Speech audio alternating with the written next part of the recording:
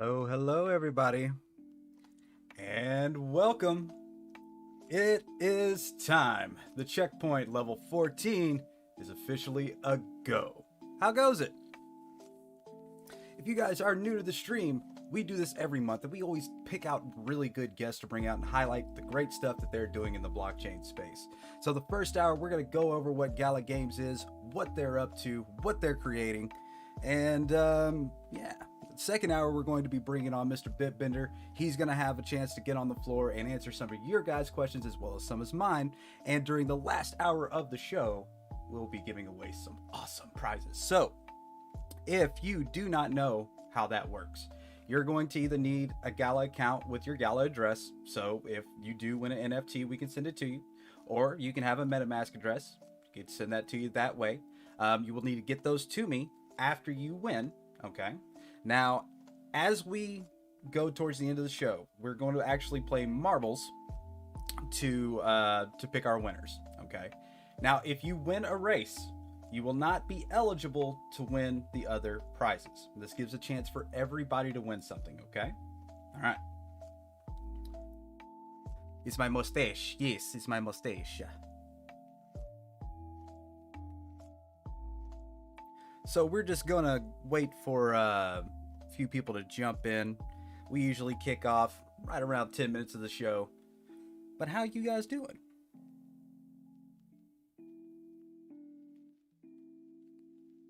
It's a lovely Saturday for a checkpoint. Thank you for the love. Thank you for the love. I am doing rather well. I am super excited for this because I have been... Dude, when I got into town... I was completely obsessed. I was a huge SimCity fan, so seeing something like that come to the blockchain was super exciting.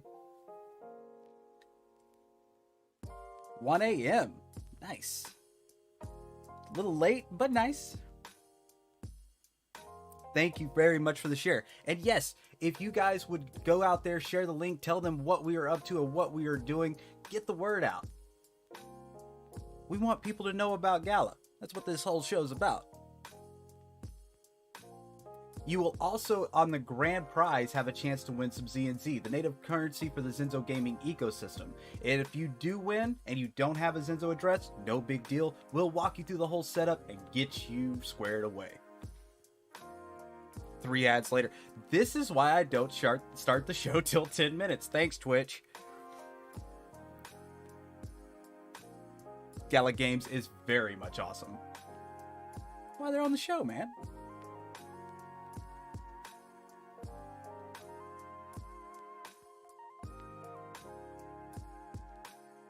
Don't get snippy with me, Squids. Get snippy with me, sir.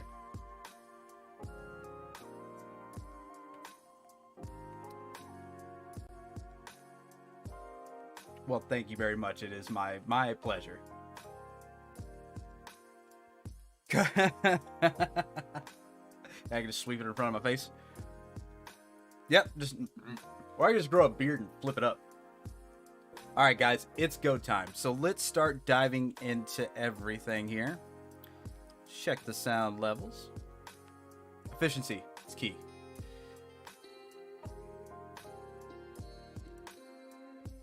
I don't want that music that loud. We're going to bring it down just a notch, and we're going to kick it off. Okay. So we're going to straight up dive into Gala. What is Gala? I've never heard of it before. What is it and what does it do? So we're just going to kind of go through the website, kind of see a little bit of what makes it tick, and kind of take it from there. All you're going to need to do is be here. Okay, you're going to need your either your MetaMask or your Gala address so we can send an NFT to you. And if you get the grand prize, you're going to need a ZNZ address as well. Sound levels on point. Good, good, good.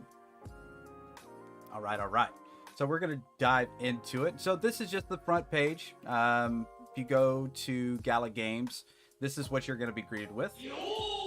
So the Gala Games mission, and this is important. So when you run into different projects and stuff in the blockchain space, you're going to get a kind of overall feel of what they're about and what they're after. I think this mission statement is a really, really good one. So the mission of Gala Games can be best encapsulated in the words of our CEO, Eric S., because I'm not pronouncing that last name correct. Our mission is to enable freedom for anyone on this planet through play. That's very strong. And you know what we've started to see in these days is a play to earn kind of mechanic. And it has been done in several different ways, but as somebody who's actually played through on Townstar a little bit and experienced what Gala's had to offer, I really like their approach.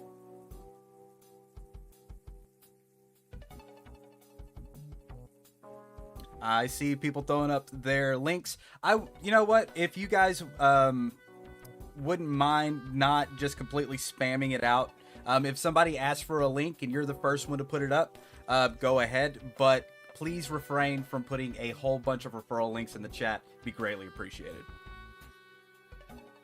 Okay, so we're going to dive a little bit further. So this was the first game that I got kind of introduced with to Gala. So I guess we can kind of run through the video real quick. Let me just do this. So we'll do a little introduction to Townstar here. See if we can go full screen. Can't full screen it. We'll just go to YouTube. So this is kind of an introductory into Townstar. This is what you're going to see once you pick a spot on the map. So as you can see, their map is freaking massive. It is literally the planet. But keep in mind, so if you're a new player to Townstar, one of the first things you're going to want to know is where you want to put your town. Do your best to try to get somewhere close to like a main city, because that's where you're going to be running your materials after you produce them. You don't want to be super far away, or your supply run is literally going to take forever. Gonna have to lay the hammer down on those shares. Like I said, if somebody wants to, you know, have a link to Gala, please just link them directly to Gala. I understand the allure to put a referral link, but this is not the place to do it. Okay? And we don't want to ban anybody, because if you get banned from Twitch, you're not going to be eligible for the rewards. So, as you can see, he's kind of just building up his town. Making a quick sell-off of some wheat to get some quick resources. I kind of took the sugar rush tactic in getting started when I first started playing. If you're new to it, you're gonna figure out the flow of the game relatively quick. Every placement is going to be important in the long run, so keep that in mind. So how many people out there have lost weeks to Townstar so far? Not proud, nor am I ashamed. It's a great game, and like I said, if you like simulators, kind of like what about on my NFT? No. But if you have played SimCity or anything else like that kind of back in the day, you'll definitely enjoy this game. I would highly recommend it. So that's just kind of a little scratch on it. We'll jump into some gameplay here in a little bit. I tried playing this, but it is very lag for me for whatever reason. Mad, be sure to hit them up because they're gonna help detect any bugs that might be happening. SC Network knows. He knows. So you have joined the ecosystem. You can sign up today. You can actually purchase one of their nodes. Their nodes are really unique in the sense that not only do you earn their native currency Gala, but you also earn their NFTs, which is super duper cool.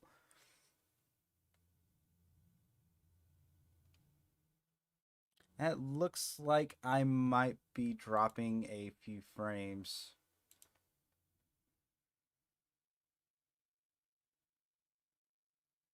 I had to kind of reestablish my whole setup during the great Texas freezing. My house got hit pretty hard and I had to change my office, so I'm actually running on Wi-Fi now, so my apologies if there's any lag. There's a total of 50,000 nodes total online right now? And I don't know, I haven't heard of Wax Tycoon. I have to check that out. Awesome. I don't have a node yet. I feel so wrong. I need one. So we're going to dip into a little bit of the About Us, and we'll kind of go through that. So, founded by greats from the gaming and blockchain industry, Gala Games is redefining the world of gaming.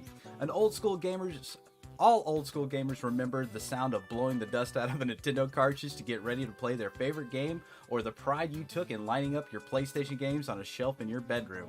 Essentially, companies used to produce things that you would buy and you would keep and could use whenever and however you wanted. There was a sense of pride of ownership in what you could hold in your hands, which is very true. Physical items back in the day, it gave you bragging rights. Then gaming took a turn and everything went online. At first, it seemed super convenient as services like Steam and mobile gaming platforms revolutionized the human act of play. However, as consumers got used to digital platforms, suddenly they found that they were playing more and owning less. Then the microtransactions and the pay-to-play structures intruded even further upon what was once fun, free, and creative land of gaming. This is 100% true. Back in the day, if you purchased a game on Nintendo, you didn't buy a piece of a game like you do these days. You don't have games that are in, alpha for 4 or 5 years. It was a whole game where you didn't have anything to put on the table. This is why Gala exists, to give the power in gaming to the people who should be in charge, the gamers. The games produced by Gala will always be free to play, and whatever you earn inside the game world will be yours. If you play a game and earn an asset in the game, that asset is yours to do whatever you like with. You own your gameplay. Nobody else does. This means you can collect, trade, gift, or even sell your in-game assets in a way that has never before been possible. Additionally, unlike other game development companies which actively discourage and forbid these sorts of outside transaction because they get nothing, we encourage you to explore how you can use and share your in-game assets with the rest of the world. We know that the future of gaming isn't in the hands of big game developers who keep tight reins on the worlds they create, but in your hands. This is some of the things that really kind of drew me into Gala. In our ecosystem, we kind of have the same kind of morals. Even our slogan, for the gamer, by the gamer, through blockchain. That's where the power lies, the gamers. And the fact that they see that was really, really attractive to me, and one of the reasons that, I wanted them on the Checkpoint. So here's a little bit of the team.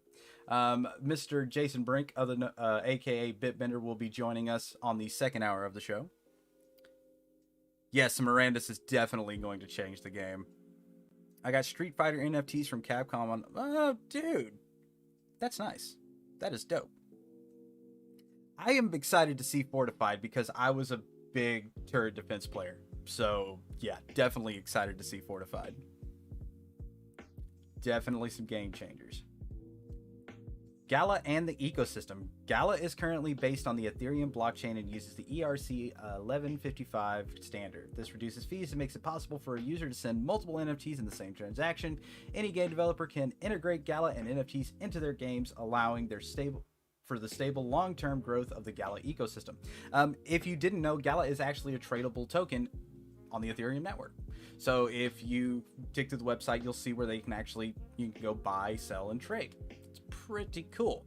And the word on the street is that that's going to be the in-game currency for Mirandus. So definitely looking forward to that.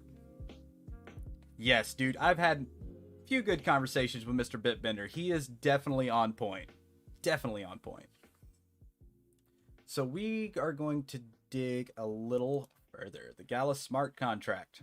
So this is basically, if you've never seen Etherscan before, which if you're in the Ethereum world, I guarantee you've been on this page. This is kind of give you the whole skibby, the inside, the works. It's pretty boring on the outside if you don't know what you're looking at, but you can actually dig through here, figure out, what their contract is. And this is, if you go into like a new token or something like that, this is generally where you start. You want to make sure that they're on the up and up. But we're not going to dig through all that right now. We're going to keep it moving. Decentralization. The Gala Games node ecosystem. From the time that the first hunter-gatherers played the first games with rocks and sticks, the Atari days, game ownership has been important. Even in the earliest days of digital gaming, the game you played was yours. All old school gamers remember the sound of blowing the dust. Okay, so that's pretty much going through exactly what we were just talking about. We'll just kind of do a quick overview. Own the roadmap. The decentralized Gala Games ecosystem wants players to not only own their in-game items, but also for Gala Games players to have a voice in how the Gala Games roadmap develops. Players and node owners will be enlisted via distributed voting mechanisms to help determine what games should be added to the platform or what should be funded by the decentralized Gala Games ecosystem. So, hey man, look, not everybody wants to dig through a bunch of numbers, so that's, we're gonna jump off of either scanner real quick. But this is a really good way for a gamer to get more involved in the games that they play. I'm really hoping that this is a model that kind of catches on, on multiple ecosystems, mainly for the reason that that's going to help us see games progress further. Sometimes you see big gaming companies kind of get really narrow-sighted on the things that they want to create versus what people want to play. And that disconnection can make just huge flops. Some people feel that way towards the Cyberpunk game that came out. They felt like it was really disconnected from the original vision. Some people really enjoyed it, but it's subjective. Now, when the masses, when you're talking 1 out of 10 people just don't enjoy the game, you're gonna have a huge feedback loop coming to you, and it's up to them to listen to that. So if they're going to make decent games, listen to the gamers. So let's see, everything above this point represents our core philosophy. This means that it should not change, regardless of what else happens. The decentralized Gala Games ecosystem is leading a revolution in this space. Everything that comes after the core philosophy is very much open to change, depending on the technical requirements and needs of the various situations encountered in the development pipeline. Technology is ever changing, and development requires flexibility and the ability to adapt to changing circumstances. As such, everything you read below this point is what is being worked on towards, but should be expected to change as the situation evolves. Fluidity. My God. So this is literally something that we were just kind of touching base on. Being adaptable, being able to change. The crypto space is always evolving. You're always going to have an opportunity that may not show its head till later on down the line. And if you're sticking to this rock solid, foundation and structure, you may not be able to go outside that box. I'm glad that they thought about that and pulled it off. Hey, good to see you, Gonfer.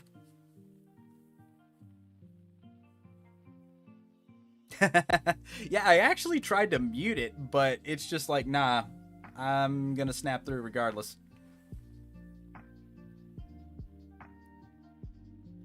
I wonder why I'm dropping out so much. Do you envision a world where maybe Z and Z Forge items will be able to interact with ETH NFTs and importing Z and Z items to an ETH game? I'm glad you mentioned that. All I will say is keep your ears out towards the end of the show for a special announcement from the Zenzo camp. That's all I'm gonna say for now.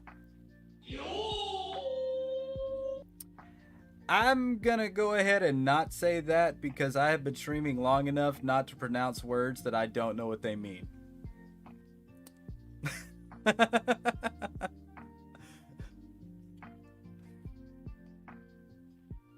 Has been.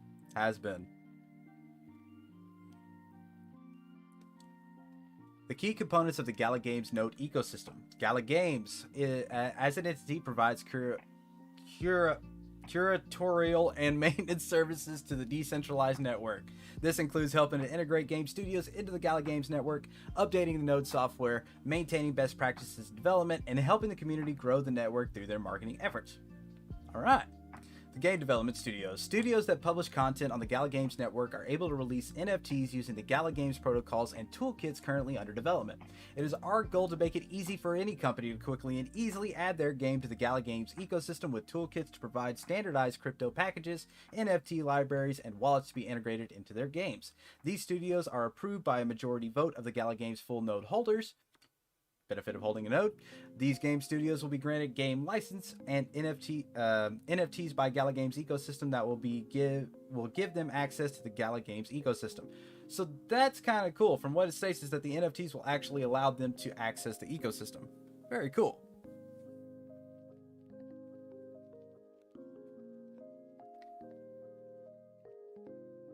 Do you know when it'll be in the end? Well, we are already 30 minutes into the show. We're going to be kind of digging through things for probably about another 15-20 minutes. Then we're going to go pick up Mr. Bitbender, and we're going to be bringing him onto the show. Yes, you can. If you are on mobile, fear not. You will be able to participate in the races. All right, let's keep it moving along. The governance-based random distribution algo. This part of the ecosystem is responsible for distributing the NFT rewards to the node network. This part of the ecosystem is very much under development and still being discussed internally. While it will initially be a random distribution, the Gala Games team is aware that the community of node owners has a range of thoughts about how the system could be implemented. So they're listening. Main thing there. More information will be released on this in the near future once thoughts and technological research reaches a more rigorous level. How the marble races work is we'll have a track up and you're going to type !play. Your marble will pop up on the track with your name, and whoever wins a prize.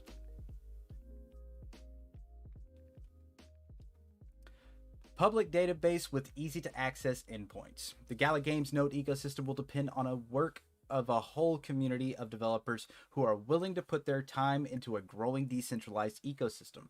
The Gala Games community has seen this already in the galabase.io, which was developed outside of the Gala Games team, but the easier it is for developers to run analytics and audits on the Gala Game ecosystem, the better. They're remaining open. So these are, I'm just, picking out highlights as I go through this. They're trying to remain transparent. They're trying to put the power into the gamers' hands, and they're rewarding you for doing so. Pretty cool. So let's see. The treasure chest. This is currently available inside of your app.gala.games account, and where Gala and NFT rewards collect. It's true. I actually have some. Yeah, thank you for the follow. Let's see. This is a critical piece of decentralization. The treasure chest makes it easier for people to control their own Gala and NFTs and ensures that the system will remain robust and decentralized in the future. It's very, very cool. So another thing that I wanted to touch base on, if you're a video game developer, okay, this is a way to take, your game and get it on the blockchain without having to develop your own blockchain to do so. It's pretty cool. Very kind of similar to what we're doing over at Zenzo. We're trying to empower game developers and gamers and everything, because at the end of the day, without them, what do you have? What's a video game if nobody's there to play it? Just saying. So we're going to dig into the Mirandus deeds. Now,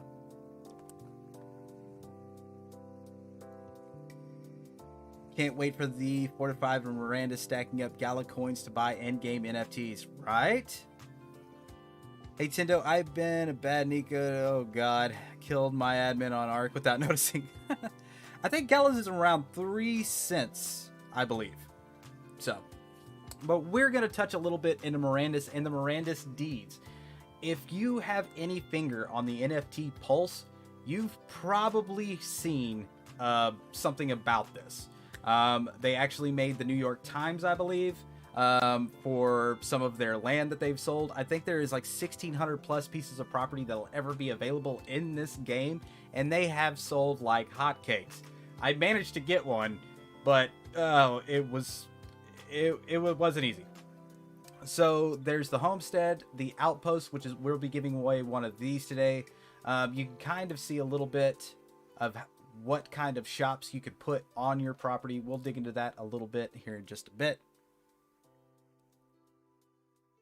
You never got your Gala coins from your referral? Well, be sure to check out their Discord. If you have any kind of issues with Gala and their services, I have seen them personally take people by the hand and get them taken care of. Is Gala a cryptocurrency available to trade on exchanges like crypto? Very much so.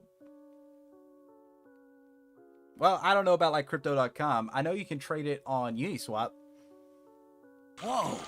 Mondo, cool. Hey, Godfrey, thank you very much for the sub. That is appreciated.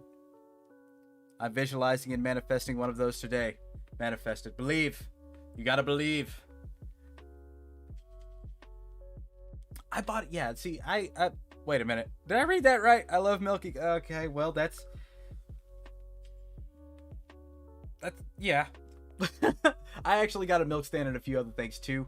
I actually managed to get a ranching hamlet, and I am super excited for when this game comes out because I can't wait to be able to provide bows and stuff like that to weary travelers that are going to be out there on the in Miranda's.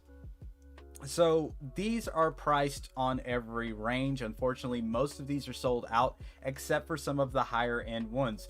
And if you just happen to have, you know, like 5,000 or 6,000 Ethereum laid around, why don't you go get you a Citadel? These Citadels are going to be built into the game, and they are the biggest properties available that you could buy. I do believe they sold 2 of them already, and from what I remember, I think every time one sells, they double in price. So yeah, I hope you got your change with you, because that's... Whew. Now, this was within my realm. I like the fact that there was something kind of for everybody. I think when they first came out, they were really, like, the homesteads were really, really cheap, but they got bought up super quick. Now, fret not. A lot of these are available on OpenSea. A lot of people have a lot of different pieces of property for sale. Though they might be a little bit pricey, put you in an offer. Put you what in you think is fair, and who knows, maybe somebody will sell you one.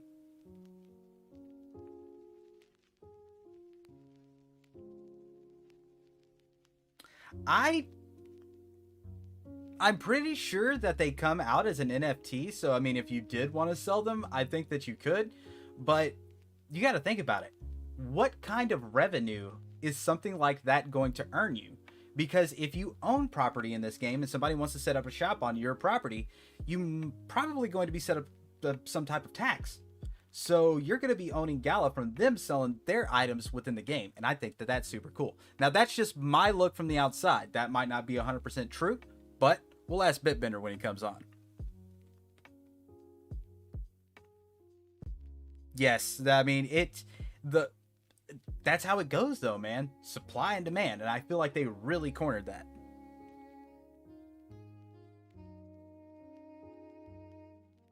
Yes, some of them are extreme, but you never know. Like I said, put an offer in. You never know if somebody's willing to throw it. Very true there. Now, see, I don't know when they're going to be dropping it, but I know that I've seen when they've dropped hints about it, and it looks super cool. I'm so ready for it too, man. So ready for it.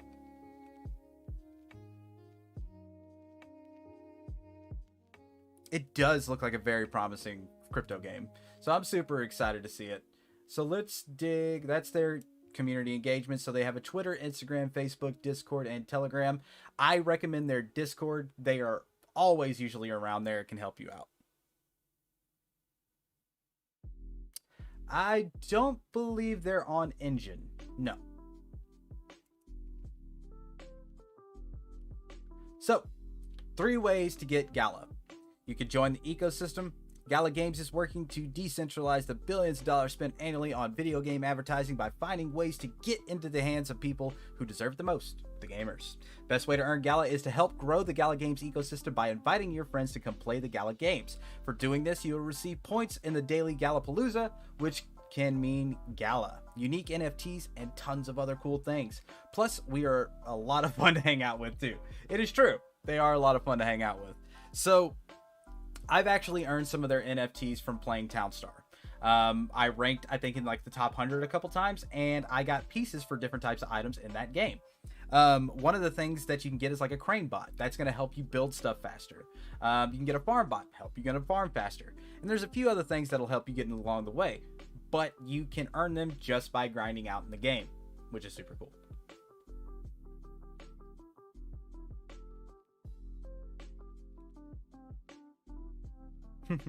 So what we'll do is we'll ask Bitbender when he comes out. We'll ask about, you know, what are they going to another chain? Like, what are their answers for the gas fees and stuff like that? And I'm sure he's going to be able to answer all those questions. It does pretty sound. Now, own and operate a node. Gala Game nodes help secure the Gala Games network. As a node operator, you will receive points in the daily distribution, which are items in Gala which have been added to your treasure chest and are awaiting minting. This is one of the best ways to support the Gala Games project. How to get a node? To get a node, you will need to do this. All you need to do is create an account, move Gala ETH or BAT to your account, and then use it in the in-app interface to complete the purchase. They're a little pricey. I think it's let's see, we'll just go look. So you need to have 286,000 Gala, or I can't, yeah, you can actually use ETH too, but I gotta be signed in to do so. Gala good. Your MetaMask is not linked. They provide their own wallet within the app, so you can actually migrate it to MetaMask if you know how. If you don't, I would recommend just using their platform.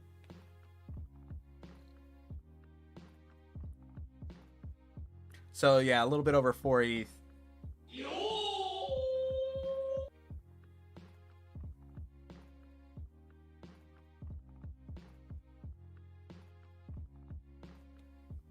Okay, so we are going to dig through the app just a little bit. This is where you would go if you want to purchase some of their NFTs and stuff like that. There are a few Mirandus ones available. There's a lot of Townstar ones available as well.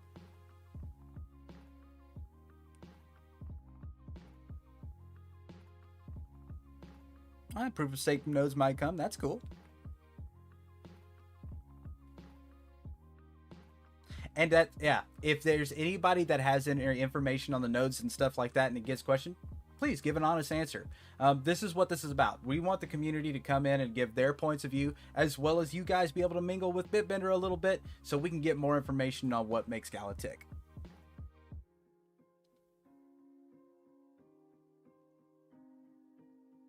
I think they use BAT as a payment system.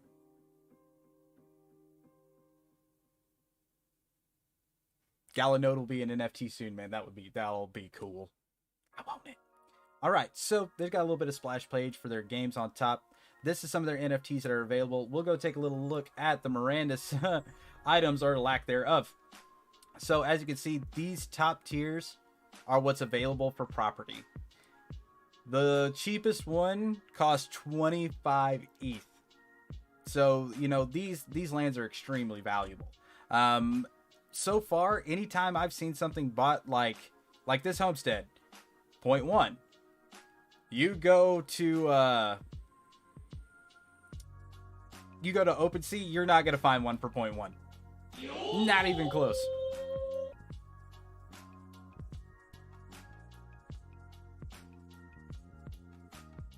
Network, this really isn't the time for that, bud.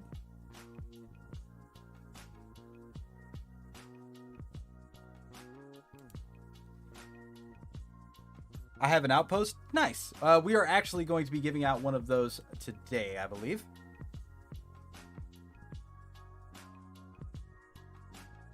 Well, and that's another thing. If you stay active in their community and stuff like that, just like today, you're going to have opportunities to win some of their NFTs. These guys are always looking to be able to give something out, get people interested and stuff like that. So be sure to keep an eye out. If you already own property, you can actually buy shops and stuff like that. Like I said, a majority of these are already sold out. But if you go on OpenSea, a lot of these are available. And if they're put up for some, like, you know, ridiculous price, just make an offer that you are comfortable with. Don't go out there and get the FOMO and try to buy something that you can't afford. Always keep a solid head in this.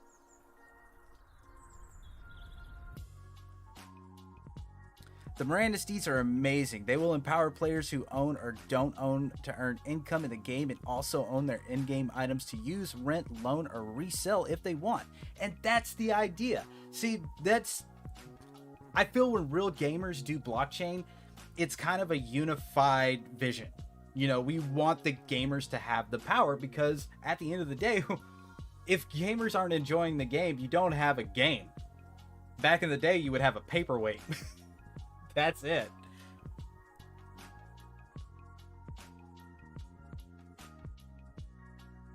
It's going to be super cool.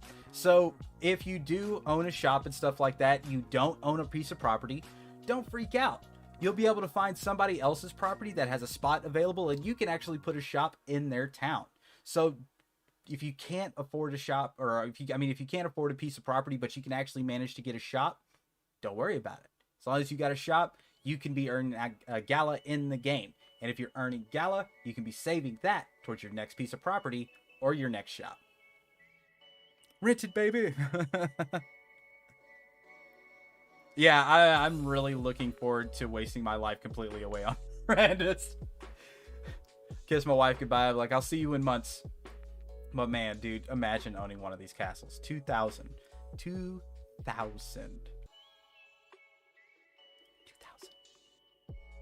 Yeah, paperweight game. So let's see. Inventory. This is where you would go once you actually have everything set up. I'm not logged in because I don't want to show my stuff. But this is where your items and everything are going to show up. This is also where you can get your address in case you win, so we can send you your NFT if you win.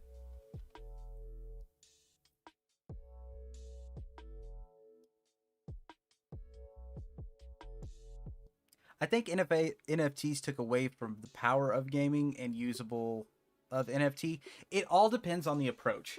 And I get your angle, because I'm going to be frank. I'm Tendo, but I'm going to be frank. There are plenty of projects out there that just want your money. And it's very evident once you start digging on them a little bit. It's really easy to get, glittering gold in your eyes when you see something like, oh, this is going to be great. But look at the team. Look at what they're doing. Are they really on top of everything? Are they trying to keep everybody updated every month or week? Or is there interaction?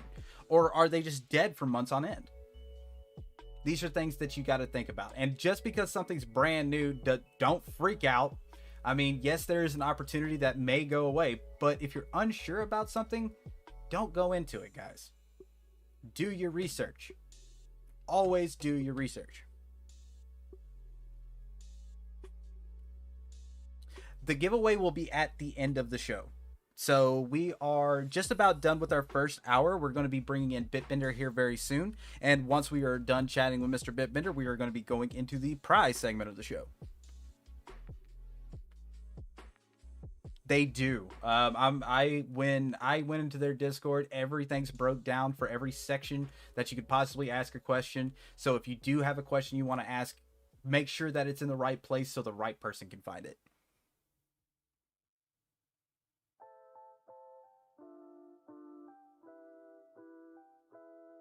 So I see play a Marvel game that's coming later.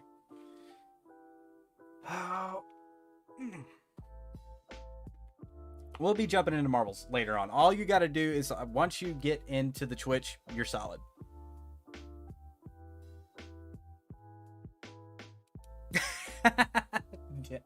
Doc. You might get roasted, but nah. All right, let's dig into the games a little bit. So this is their current library. As far as I'm aware, the only ones that are playable right now is Townstar, which I've lost at least 24 hours on that game grinding.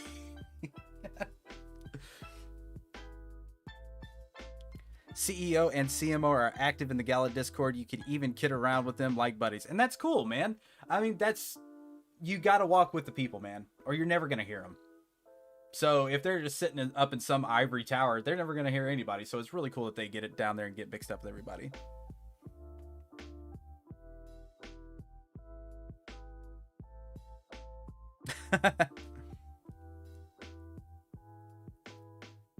Whew. Yeah, I lost a few hours in that game myself. But we're going to just kind of touch base on them just a little bit. Now, these are their 3 introductory games. Now, the genres are completely different, all right? So, you have an RPG, you have a simulator, and you have a tower defense. This is something for everybody. So let's say you don't like RPG elements, but you like tower defense. They got something for you. Or vice versa. Let's say you don't like either one of them and you like simulators. Boom, you can go into Townstar. So I really think that's a good way for them to break the ice. But like I said, Townstar is playable right now. So if you guys want to go make you an account, get started playing. I think they actually have 1 day left in the event. They do weekly events, I think, that are 4 days long. And whoever's in the top 100 gets different tiers of prizes. I think it's 100, top 10, stuff like that. Correct me if I'm wrong, guys. Yes, I can't wait to pick a character either. I'm going to be carrying a bow. Harlock, we don't mention that name in here. Threw up in my mouth a little bit. Personal bias, guys. Don't let me dissuade you. Nice. I actually picked up one of the archer stands as well. I do like the diversity in the gameplay styles, and I think that's going to be very important. I believe wholeheartedly that there is a game out there for everybody, even if they haven't played it yet. Everybody has a game that they like to play, even if it's simple as chess. Tic-tac-toe is a freaking game, man. This is Rule Zero.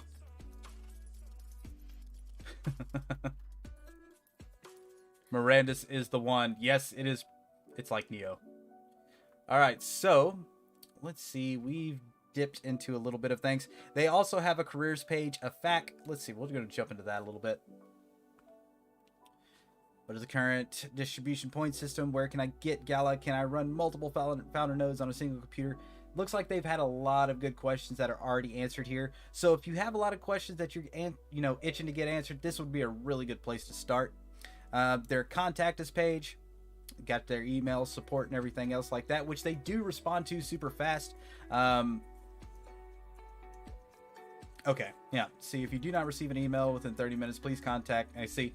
Even if you don't get a confirmation, they still have a way for you to get in contact with them on Discord, which is super cool.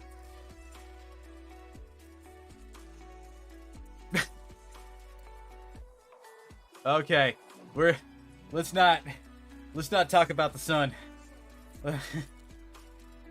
Oh God, I couldn't imagine having him on the show. Oh God.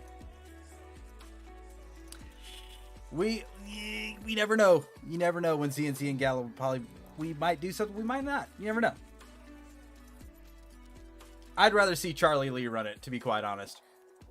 Okay, guys.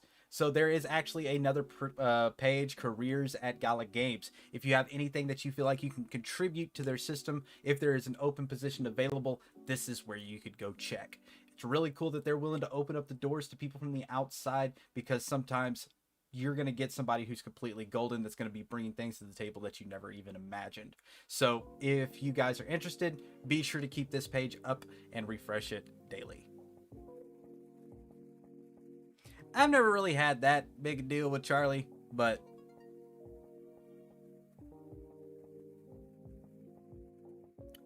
my internet keeps dropping out. I'm going to go see if I can move my router because it's now in my daughter's room, and I'm going to go make sure that it's not behind a bunch of jewelry. I'll be right back.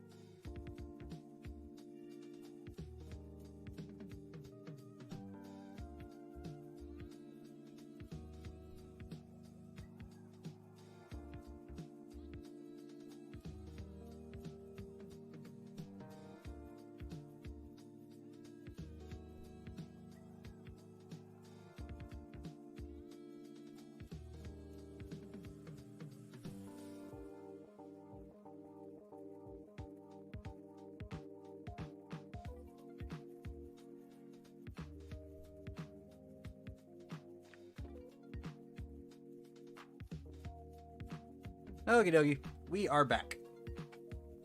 I'm hoping that that helps a little bit. Wait.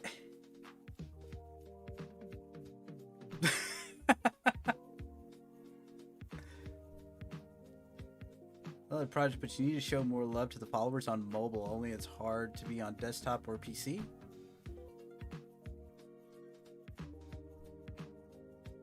Yeah, man, we want to make sure you get taken care of. Terrestra, thank you for the follow.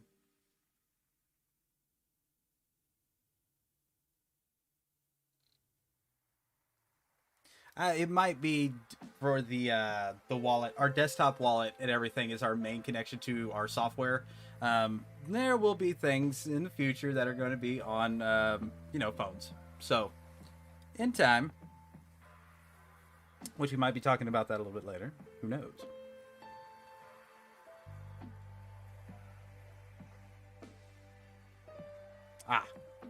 I got plans tomorrow. I found ETH gas API, so there's something to plan to do already tomorrow. Oh God, here we go.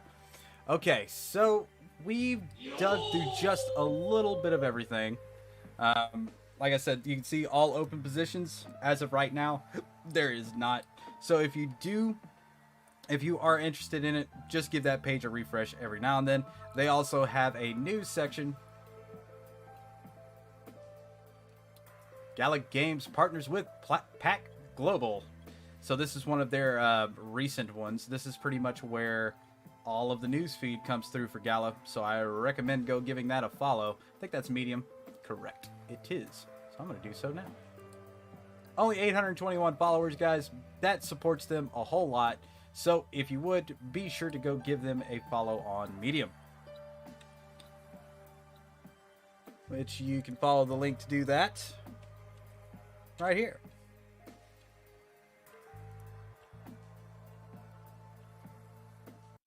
Yep, we're going to the next one. Okay.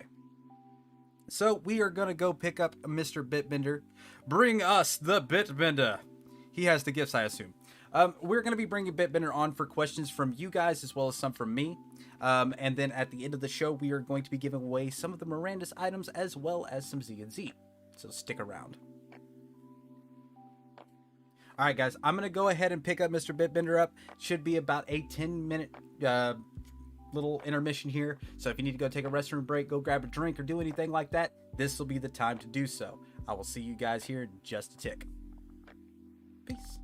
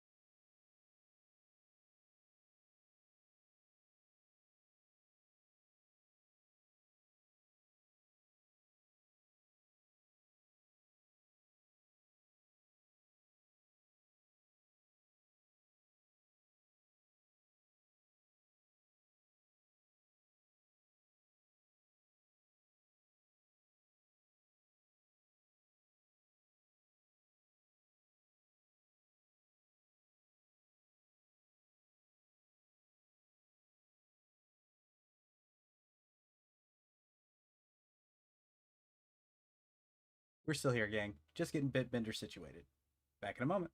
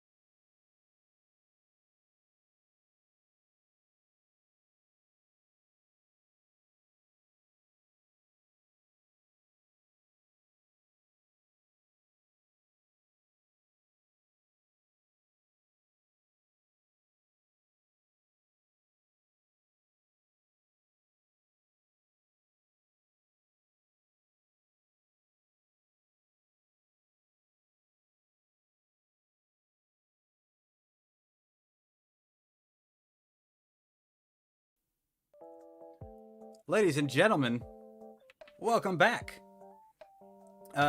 Your camera's not on. My camera's not on? Yeah. Oh, I thought we weren't doing the thing with the camera. We are doing the thing with the camera? Well, we weren't doing it right then. One second, guys. Awkward. This is going to be interesting then. Is your camera on? Mine is on, but on like my side. Like you won't see me streaming. Okay, so we're both doing basically the same thing here, where everyone sees me, but they're not seeing you on my side, and vice versa. Awesome. Well, here, let me show you what everyone will see on my side. Let's do. Oh no, video and OBS. Will you turn on camera or no? It says camera is off. It's probably being occupied. Yeah, there you are. It's probably going to be backwards though, is it? No, I mean I can see you, but I see me like in the background. Well, just like my talking thing. Okay, yeah, no, there's the website. Okay, we good? We'll work with it. Hi, gang. Well, I mean, I can kill here. Let me kill the website in the background then. How about that? Well, I tell you what I can do is just give us 1 second, gang. Okay. There you go. Blow yourself up. There we go. We'll just do that. We'll just do that, and everyone on my side will just see me and not your stuff. Wonderful. All right. So let me get this up so we can make sure that we see the questions and everything rolling through. Okay. I gotta watch an ad for my own stream. Awesome. All right, gang. Are you reading us loud and clear? I can actually see the chat now.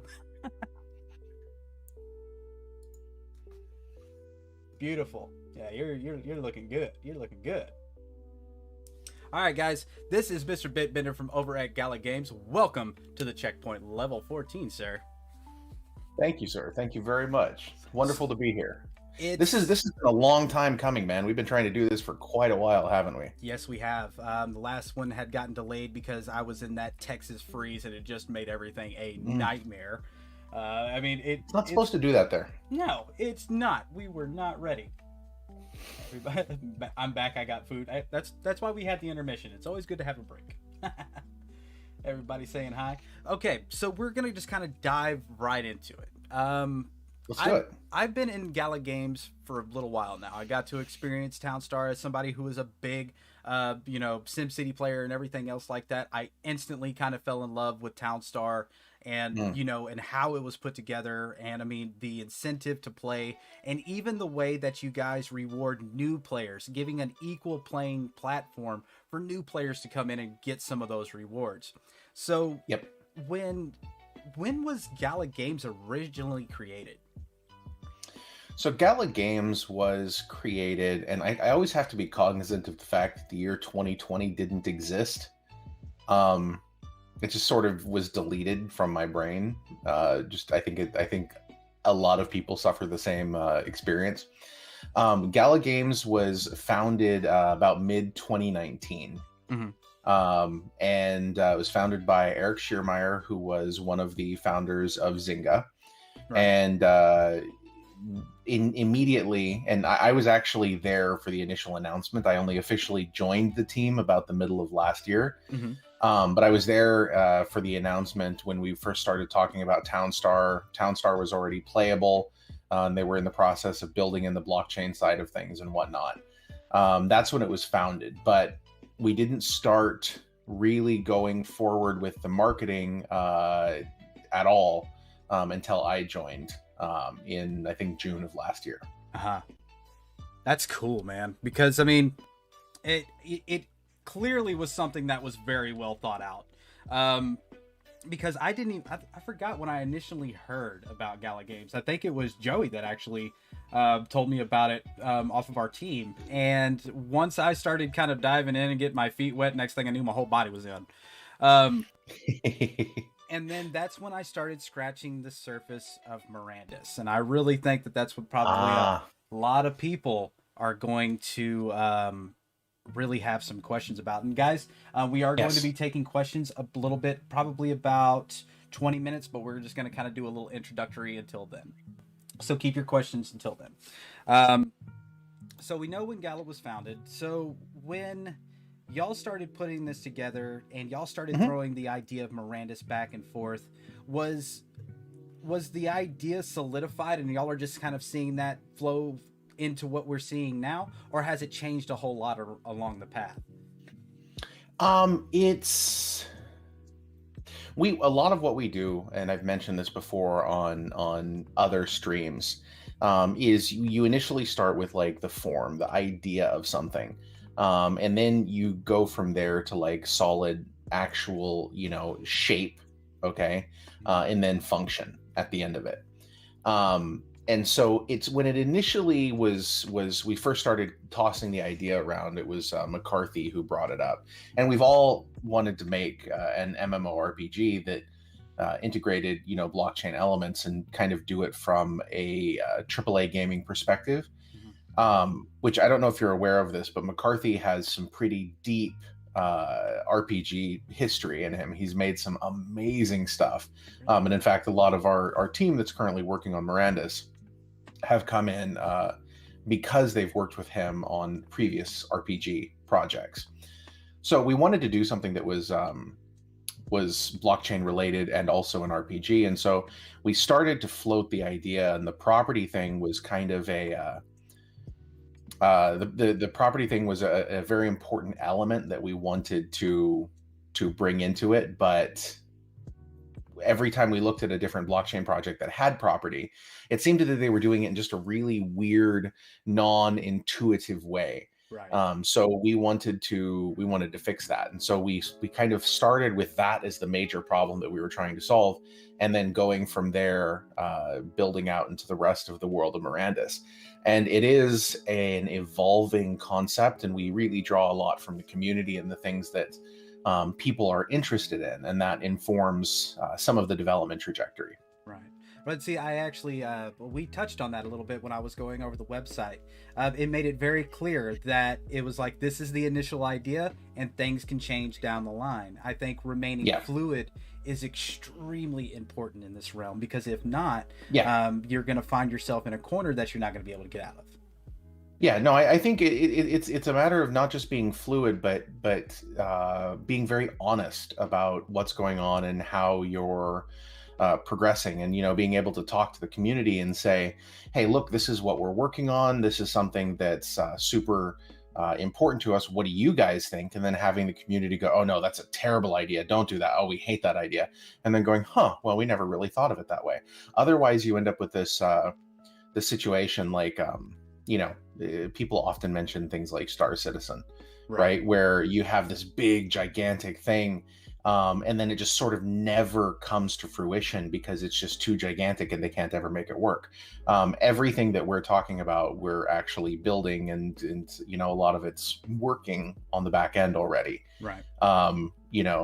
And we really depend on the community involvement to be able to kind of look at things and say, yes, we love this, or we don't love this. Make it better or don't. Right. And I mean, it was pretty evident. Like when I first came into, almost everything was still available in the Miranda shop. That tells you how, like, when I first got into it. And there was a price range for everybody. I don't feel like anybody could be excluded if they were there early enough. Obviously, the shops are a completely different story now, but that's because supply and demand. That's right. There's the demand, so it's going to get bought. But even then, you still have an opportunity to get it out there on OpenSea and stuff like that. So there's still opportunity out there. So we'll dig a little bit on the citadels. Hit me, man. So now I said it earlier, and I don't know if I'm correct on this. Every time one of them sells, the price doubles, correct? That is correct. Oh God. So when the first one sold, how much did the first one sell for Ethereum wise? 800,000. 800. Well, it was sold for USDC, so Right. 800,000 USDC. And so that means the second one sold for 1.6. Correct. Oh my God. So those citadels are going to be a key part to Mirandus. They're not one of those pieces of property. Massively important. Right. That's not one of those pieces of property that's going to be moved around. That's going to be built into the map. Yes. Very, very cool. Now, I could only imagine what those streets are going to look like, but if somebody's going to be running that, I imagine there's going to be hundreds of shops, people, well, not hundreds, but you get the idea. There's going to be like, loads of shops, people in and out of the cities. Like those are going to be the main hubs. Right. Those are definitely going to be the main hubs of the buildings, or the main hubs of the whole civilization. Good Lord. Hold on 1 second. I am having massive telegram dings coming through my ears, and they're going to break the audio of everyone who's listening. Can you talk for a second? I got to balance something on this side. Sure. This is a test of your emergency broadcast system. If this was a real Tendo emergency, he would let you know with some type of display, but it is not, because I'm just giving Bitbender some type of sound awareness. Awesome. This is okay, the conclusion of that check. Perfect. So I just had to turn myself down. So what is your Twitch stream again? It is really Zenzo _ Mondo cool. Zenzo _ ecosystem on Twitch. Zenzo coming out with 5 gifted subs. Thank you, sir. Whoa. Okay. Mondo There. cool. I just put a link in our Discord so people can find that. Awesome. Yeah, sorry, So- my audio on our side is kind of screwed. Hey, but that's why we got to remain fluid, man. We got to go with it on the fly. Mondo cool. So once we're going to kind of touch a little bit more on Mirandus. So if somebody in this, let's say watching, doesn't know Mirandus from any other game, Whoa. how would you Mondo give cool. them an introduction to it? I would say Mirandus is the MMORPG that you've always wanted to play, but has never really been released. Mondo cool. It's something that will allow you to go in there as a player, to be the person that you want to be, earn things within the world, live the life that you want to live, whether you want to be an adventurer or somebody who just crafts potions, and actually potentially earn from your involvement in that ecosystem. Right. Yeah, that's super cool. So what you're saying in a nutshell is that, let's say I've got a shop and there's an open piece of section on somebody's property. I can talk to them and put my shop up and earn an in-game living. Yeah, you could set up your blacksmith shop, you could make some swords, you could sell them to adventurers. That's exactly what we want to do. That's very cool. So the world of Mirandus is a simulation. I think I talked to you a little bit about that. So let's talk a little bit about the in-game creatures. So let's say there's some wolves and some rabbits and stuff like that. How do they interact with the in-game world? Well, I mean, the same way that they interact with not exactly the same way. It is a simplified way in which they interact with the in-game world, or with the real world. So one of the things that's a really important concept is the concept of what's known as a mirror web. Okay, MUIR. And what a mirror web is it's a massive ecological map of everything that happens in a given space. So if you were to, there's a project called the Manhattan Project, if I remember correctly, that was done by some students at Columbia and NYU. And what they do is they created an ecological map of what Manhattan would look like prior to major colonization. Okay. And it has all of these different little bits and pieces that interact within the ecosystem. Okay, beavers cut down trees block streams. There are then fish that are in the streams. These things eat fish. The whole ecosystem, right? We like that idea, and we wanted to make a somewhat simplified version of it. So within Mirandus, you would have clover. Okay, clover grows on the ground. There's a certain supply of it. It has a certain coverage. Rabbits eat the clover. Okay, rabbits will then reproduce, and they will get eaten by wolves. Okay, if there are no rabbits, the wolves will be very hungry. Okay, and they will start getting more aggressive, and they'll be more willing to attack adventurers and travelers and things like that. So That's the kind wolves of can literally eat themselves into starvation, and that's going to turn them onto the town. Yes. Oh wow. Correct. I mean, correct. And at the same time, if you go out there into the world, and for example, cut down all of the trees, okay, that is going to have an impact on the world itself. Right. And that makes sense. So I mean, it's like real world. If you do something, it's going to have an impact on your environment. You've played Townstar. Oh yes. Right. Very Obviously. much so. Now, when you play Townstar, you notice things like, the effects of shade, the effects of wind blockage, Yep. okay, the effects of water. All of these things are relevant in the world of Townstar, and Townstar is in some ways a test bed for some of the tech that goes into Mirandus.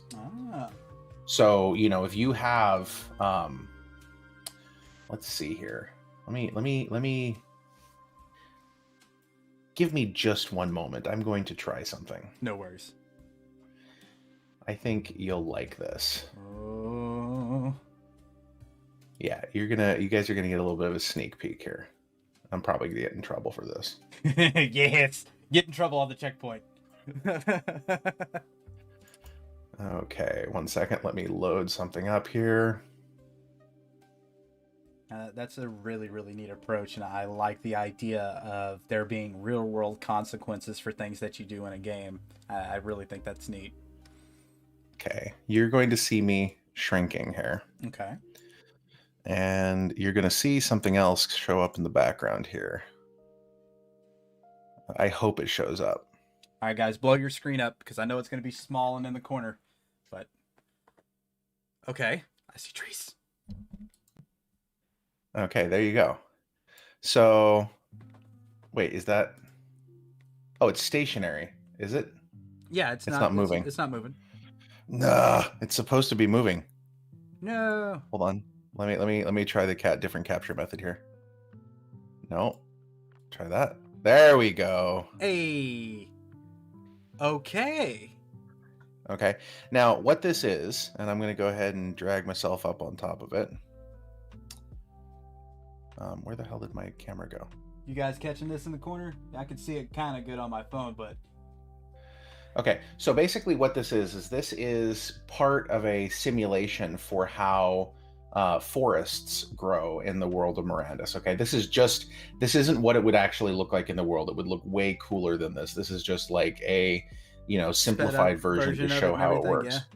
Well, sped up and ugly and just a simulation to show how it works. So basically, trees will start growing, and they will grow and expand, and they will, if they reach a certain point, they will create baby trees. They'll have seeds, and then they die. It's part of the life cycle. And you'll notice sometimes you see some of them start out and then they start shrinking down as they get shaded over by other trees. Okay, so that's part of the ecosystem. And this, I've run the simulation a dozen times, and it always it's always different. And this can run forever, and you'll see the forest grow and expand and spread all over the place. That's wild. Isn't it cool? That it's a living, breathing thing. Yeah. And I'm dumbfounded right now because I could see what that's going to be like. And I mean, even in a sped up version like that, you get the idea. I mean, It's going to be there. So the thing is like, okay, we want to go hunt rabbits. There's only 30. We only can pull 5 guys. And then we're going to catch somebody out there poaching in the woods. And we're going to have to deal with that. We'll put them in the center of town and give them some lashings. So that is super duper cool. And I'm sure there's going to be a lot of different things in Mirandus that kind of follow that same path, right? Yep. Oh, wow. Yep. There's it's everything is interconnected. And I mean, when you look at the way that the world works, I mean, Mirandus is supposed to be a simulation. Okay. And so we want to emulate the real world in every opportunity that we can. This is what's interesting to me about this is that this gives us an interesting opportunity. And in fact, anyone who's listening who happens to work for a a large academic institution who would like to do some interesting simulations, this is one of the things that we would like to do within this world. We could do simulations, for example, on mining. How does mining work in the real world? If we go back and we look at Bronze Age mining with a certain distribution of materials, and we release that to the players, we allow players to go in and start mining resources and see what sort of things they do that can give academics an insight into the way that things might have happened in the actual world as part of a simulation. Oh God, you got my head racing. It's pretty cool, huh? Oh, well, like if I wasn't pumped before. And I'm super excited to see something of this level of dedication come to the blockchain because it's much overdue.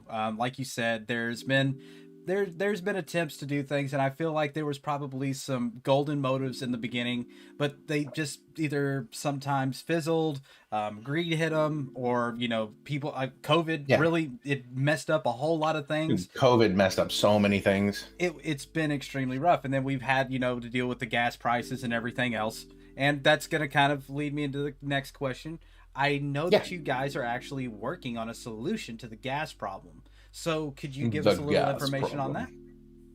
Well, okay. So when you say a solution to the gas problem itself,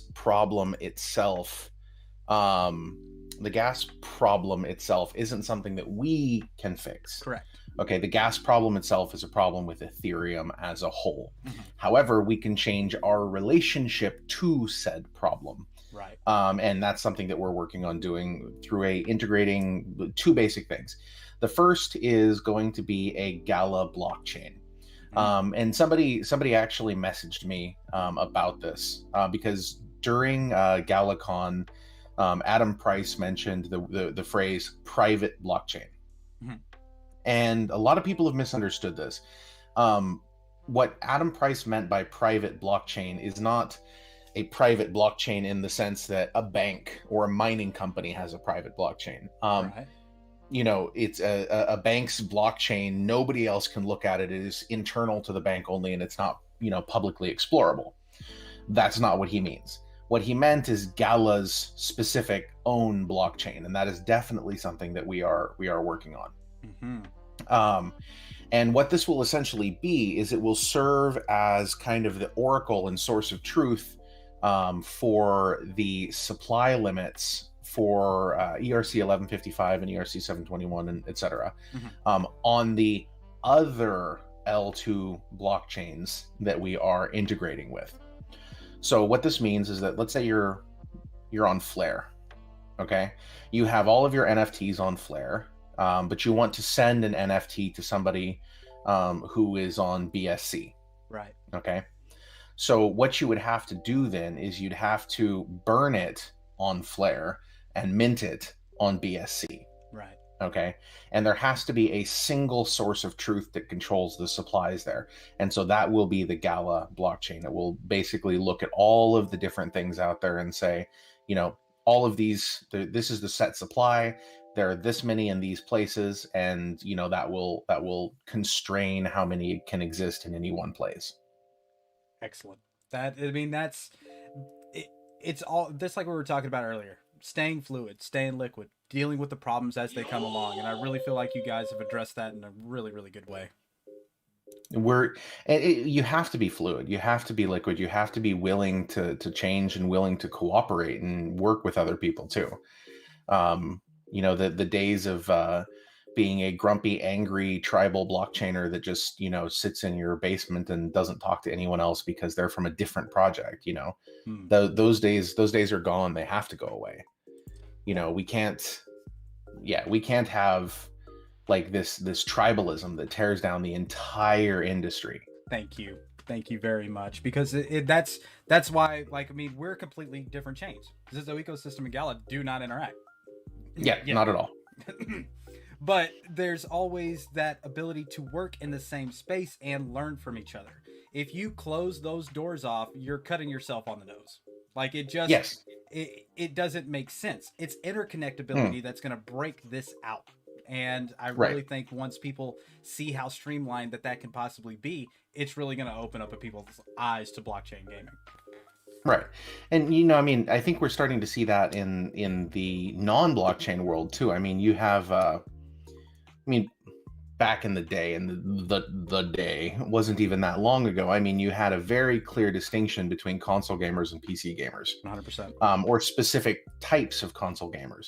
Okay, now people are starting to realize that, okay, yeah, you play on a PlayStation, I play on a PC. That's totally fine. My hands are not built for controllers. You find keyboards confusing. Totally okay. We can still play games. We can still enjoy it. And in some cases, we can actually still play together because, we work, cross-platform. Right. But even if we don't, we're all still gamers, and that's the thing that unites us. And I think that if blockchain maintains that ethos, things will be better. Like it's really, and I know that there's going to be a lot of like old school blockchain people who are like, how can you say this? But like, there's a lot of animosity in some cases towards the XRP community that a lot of people have. And the reality is there shouldn't be. Yeah, they're not doing things in the exact same decentralized way that you are, but that doesn't mean that what they're doing doesn't contribute and isn't, generally speaking, a good thing for the ecosystem as a whole. It takes everybody to build, the bridge that goes from centralization to a decentralized, global ecosystem. That's a very refreshing outlook, because anytime anybody mentions XRP, you know how it usually goes, and you have a very valid point. Even if somebody has created something inside of the ecosystem that you may not agree with, there is still lessons to be learned within that platform. And yes, it doesn't have to be something. Not everybody likes vanilla ice cream. Not everybody likes chocolate ice cream. There's something for everybody. You know what I mean? So I really like that outlook. So we are going into the next 30 minutes, so we can start taking some questions from the outside if you like. Sure, absolutely, man. I'm totally game for anything. Right. Where are you taking questions from? Is this in your Twitch? This is going to be inside the Twitch. Okay, I will open the Twitch as well.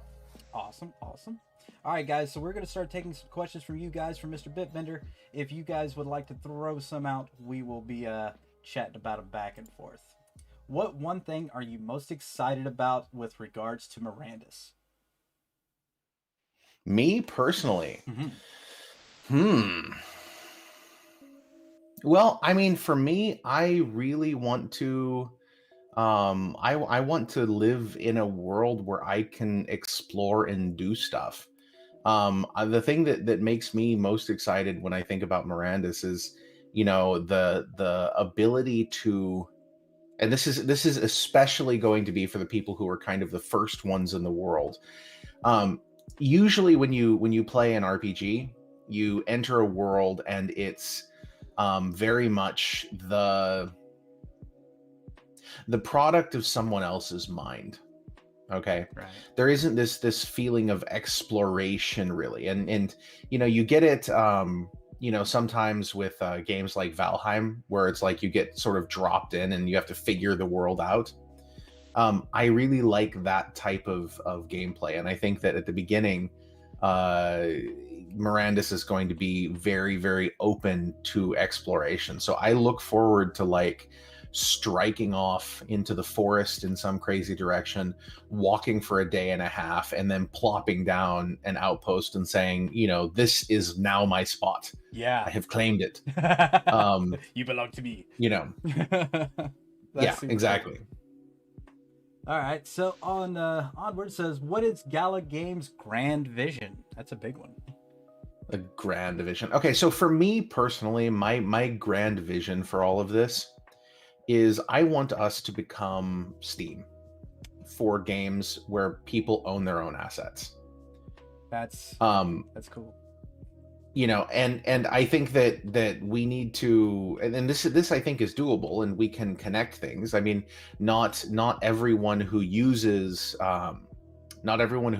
Steam, okay, or not every game on Steam has anything necessarily to do with Steam. Right. They're just kind of connected and surfaced.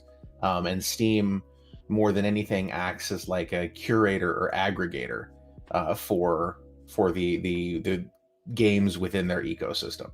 And their job at curating and aggregating has gotten noticeably kind of crappier over the years, but very much so. So I want to do that, but with player-owned assets. Awesome. That's a solid answer if I've ever heard of one. So let's see, we've got will there be more deed plots than buildings? This is something that I get asked all the time, and ultimately, yes, there kind of has to be, because otherwise, well, no, I'm sorry, it's the other way around. Right. There will be more building plots than deed plots, because you, as a city, let's say you own a citadel, okay, or you own a town of the Duke or something like that. If there is a number of building types that is equal to the number of, plots available in the world, then you have this weird, like, sort of Tetris thing that you have to find, where you, if you need a person who's a blacksmith, okay, and there's only going to be 10 blacksmiths in the world, then you have, you better get that one person who wants to come and show up. Otherwise, you're completely screwed. You don't get a blacksmith. Right. But what you want to be able to do as somebody who holds a deed is to be able to say, okay, I have this town. I need these things available in it. I'm going to allocate this spot to somebody who wants to be a blacksmith. This is where there's going to be stables. These are where there's going to be a barn. I either own these things myself, or I'm going to make them available to rent for others. And then those people who have those shops can show up and participate in sort of a free market process to be able to get in on that spot. And in some cases, if you have a particularly rare type of shop, you may end up having a deed holder who's like, I need somebody who has a grand temple here. I am willing to pay somebody to stick their grand temple here. But if you have a more common spot, you may end up having a shop owner having to pay rent or something based on the smart contract for you being able to use that shop. So it can go both ways. There's incentives like to pull people in, and as well as earned off of. Oh, that's cool. Well, I mean, if you think of it this way, okay, owning a large land deed is the equivalent to being a landlord. Okay, now if you are a landlord of, say, a mall. Okay. Now, within your mall, you have certain types of environment features that you're going to need. You're going to need to put some things in the food court. You're going to want the food or the shoe store. You're going to want the bookstore. You're going to want all of these different things in your mall so that it is a shopping experience that everybody wants to come and participate in because they have something for everybody. If you go to a mall and it's got 50 shoe stores, okay, that's great if you want shoes, but it's terrible if you want anything else.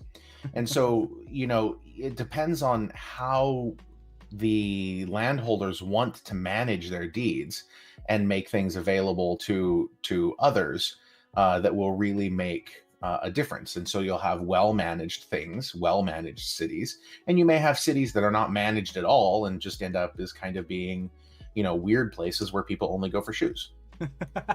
Love it. That's a great generalization. So that's a really good generalization of how that's going to work.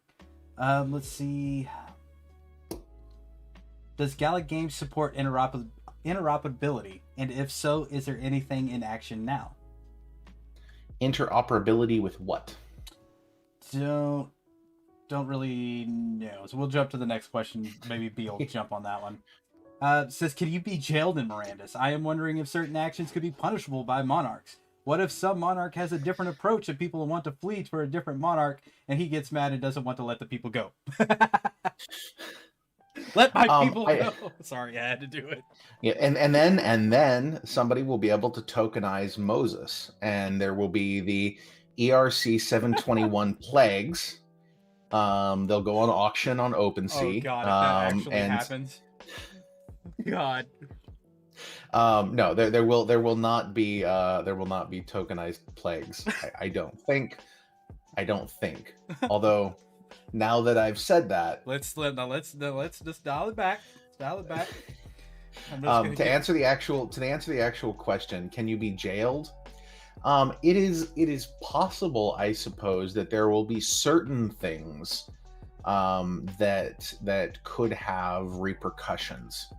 I don't think that you could just be like locked in jail for a indefinite period of time. I mean, you'll always be able to leave after whatever the sort of set game-based structure plays out. Like, let's say you start going and killing people's livestock. Mm-hmm. Okay, now that may very well be something that can happen in the game. If a wolf can kill their livestock, then it would make sense that a player character would be able to kill their livestock. That might be something that you would be potentially punished for. So you might be thrown out of the city walls. The guards might stop you. You might be forced to pay some non-blockchain based fine or something like that. You might lose certain items. You may lose access to certain items. You could have, for example, potentially the monarch or whatever, the sheriff, could take your NFT, okay? But they wouldn't actually be able to take it. Its access would just be restricted in game, so it would still be yours, but you might have to go pay a fine or something like that. I don't know. That's entirely hypothetical at this point in time, but again, something like that could things. Potentially happen. You could be tagged as a bandit or a marauder or something like that. Exactly. There's a whole lot of different things that could happen. And again, I like that answer because I like a liquid answer versus something definitive. Well, of course it's going to be that way. And that's you handled that one right.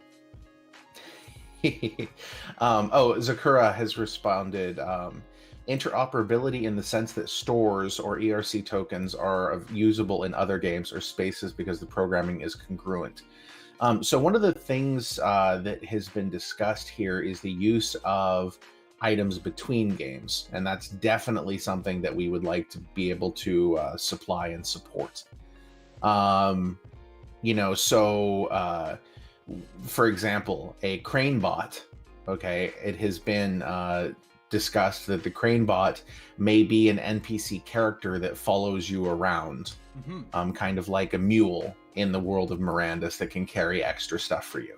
Whereas a farm bot in Townstar might be something that its job is to, once you tell it what you're looking for, it's like a little assistant or golem or whatever that follows you around, collecting the thing that you've told it to look for. Let's say you're looking for specific mushrooms or something like that. It might range 10 meters to either side of your path looking for these mushrooms and picking them automatically, something like that. Cool. Yeah, that's there's going to be so many different levels that are going to be added to this game as time goes on. I can't wait to throw it down. I know one of the questions is going to be like, oh, so when is it coming out? We're going to wait for see that one. Things are progressing quite quickly. I mean, one of the things that's really really cool about this is specifically the way that they're designing it. This is kind of an interesting thing, and then this is in fact what was going to be cool. My Mirandus Monday post, but I didn't get time to post it, and it sort of went from Tuesday to Wednesday to Thursday, cool. And then it's like you can't have a Mirandus Friday. That doesn't work.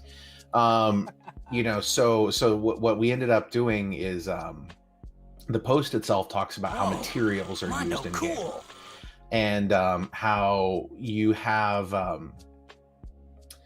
in a normal game. Like looking at the Minotaur King, okay? Cool. The Minotaur King has, 20, 30 different materials in that model. Okay.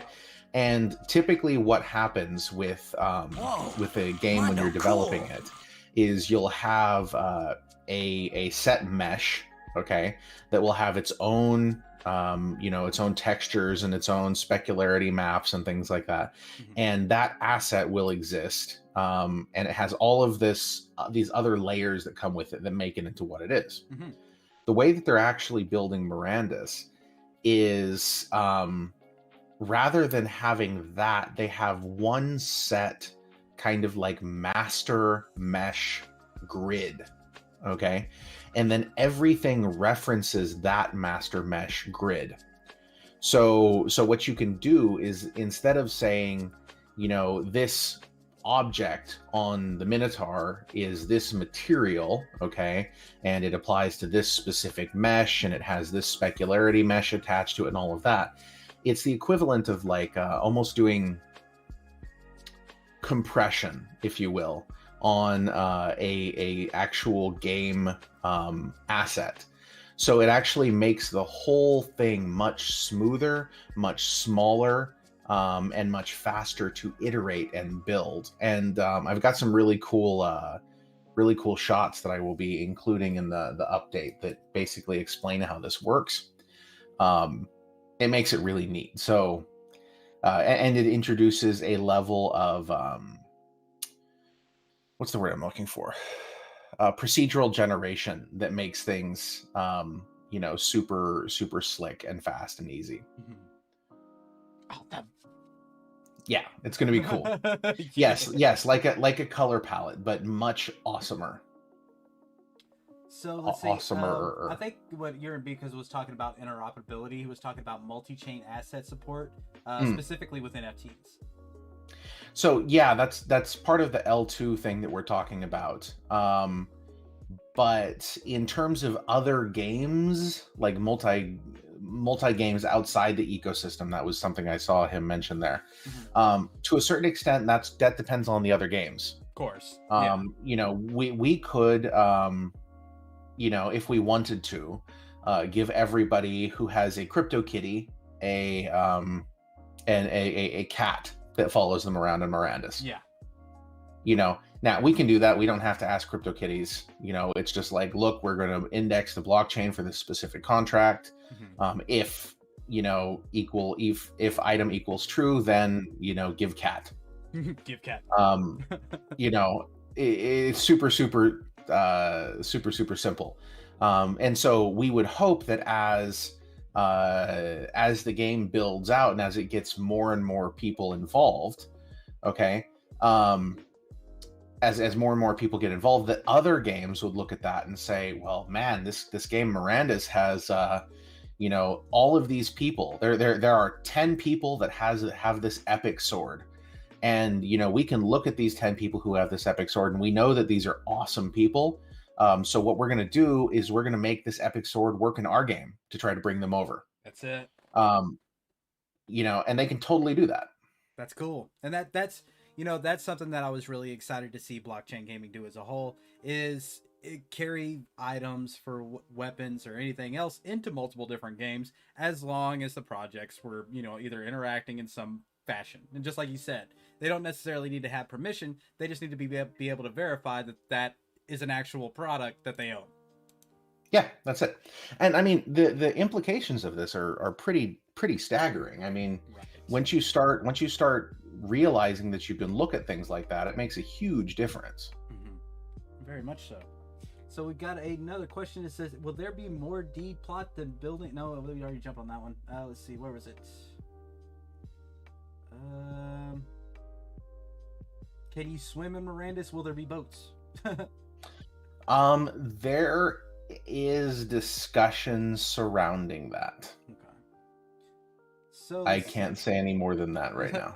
I cannot disclose any more information. So, will the citadels be bigger or smaller than the Stormwind in WoW? That's very specific. I don't know specifically, but my feeling is larger. There you go. Will there be water type deeds or buildings in Mirandus? Again, I cannot speak to that specifically. I would very much like there to be, because when I was a kid, I had two potential professions that I wanted to be. One was astronaut, and the other was pirate. And given that there will not be astronauts in Mirandus, pirates are all I got. So, That's good stuff. fingers crossed. I read something about Gala blockchain. Is this just a rumor or is it true? Will Mirandus be the first game in your own blockchain? I answered this at the beginning of the interview. Yes, it's definitely true. And no, it won't be the first because it'll be done before Mirandus's. Awesome. Will the land deeds grow over time? That's been discussed. I don't know. I don't know if it's actually going to work out that way or not. I don't see any reason why they couldn't, but they haven't specifically been that hasn't been committed to. Okay. Put it that way. Will you ever be able to use custom avatars? Yes, absolutely. Good. All right, let's see.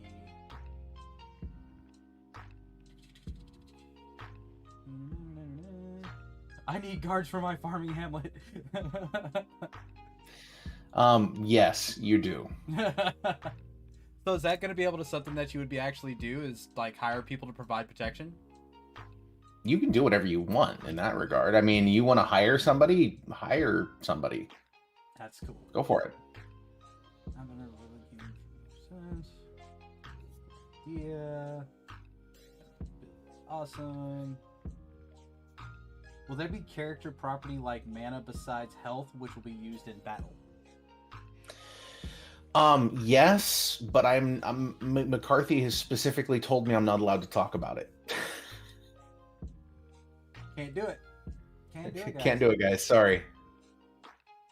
So, whoa, what? You could airdrop gifts? Like, I guess you could give people gifts in the game if you wanted to help people in your town. Sure. Absolutely. Of course you could. Holy crap, you can find Mark Q and Gorilla Market yourself. Damn. God. You could. I mean, so I have a standing offer of an awesome NFT for the person who connects me with Elon Musk. So well, just saying. He's actually putting battery banks in my town where I stay at. Oh, really? Yeah, he's cool. got a little secret project that kind of popped up down here, and I was like, out of all places, like in the U.S., how did it happen in my backyard?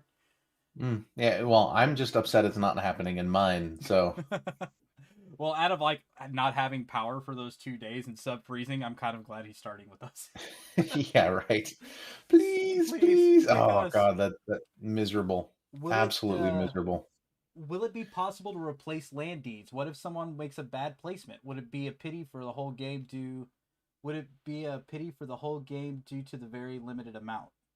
I didn't really catch the last part. It's okay. I understand the sentiment. So basically the question is, once you stake a piece of land down, is it there permanently or can you move it?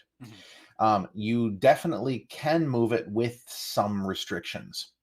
Okay. The first is that nobody else can have rented a spot from you. Those are going to be smart contract based spots. And so if somebody has paid their rent to you for a set period of time, you can't move. Right. You can't move it until that is done. Makes sense.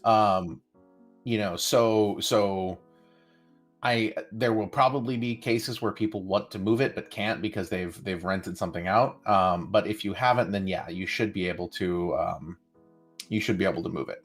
Cool. Let's see.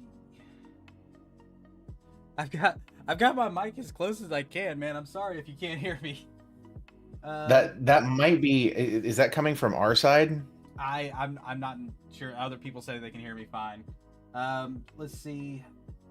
Will Mirandus be running on a web browser like Townstar does, or will be there a separate client? I think it's going to be a separate client, correct? It's definitely going to be a separate client. Definitely. It's much too complex.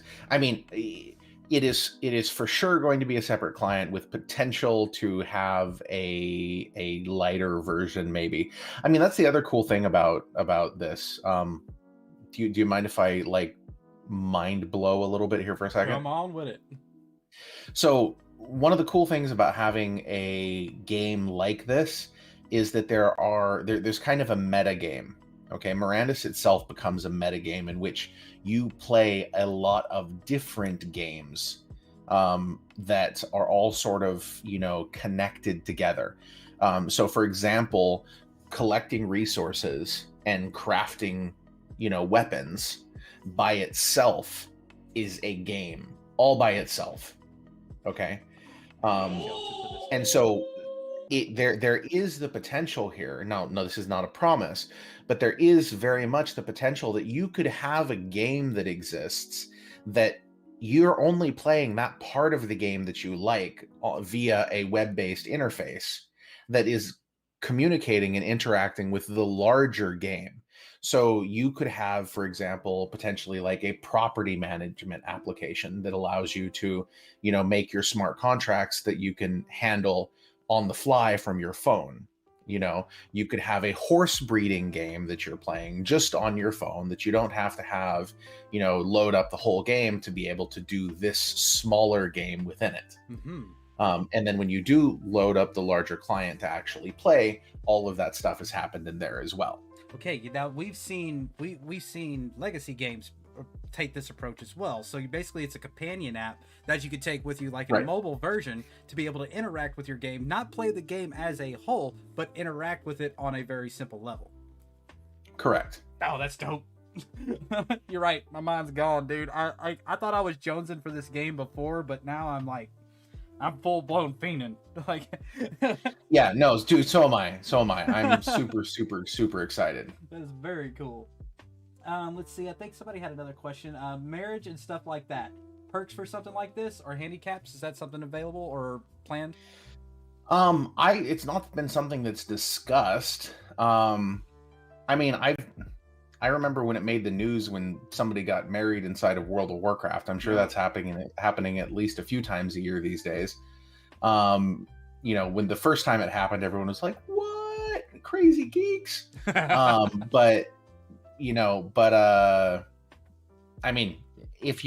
If you could do that on the outside world and then just bring that behavior inside, I'm sure you could. Yeah. As far as benefits and things like that.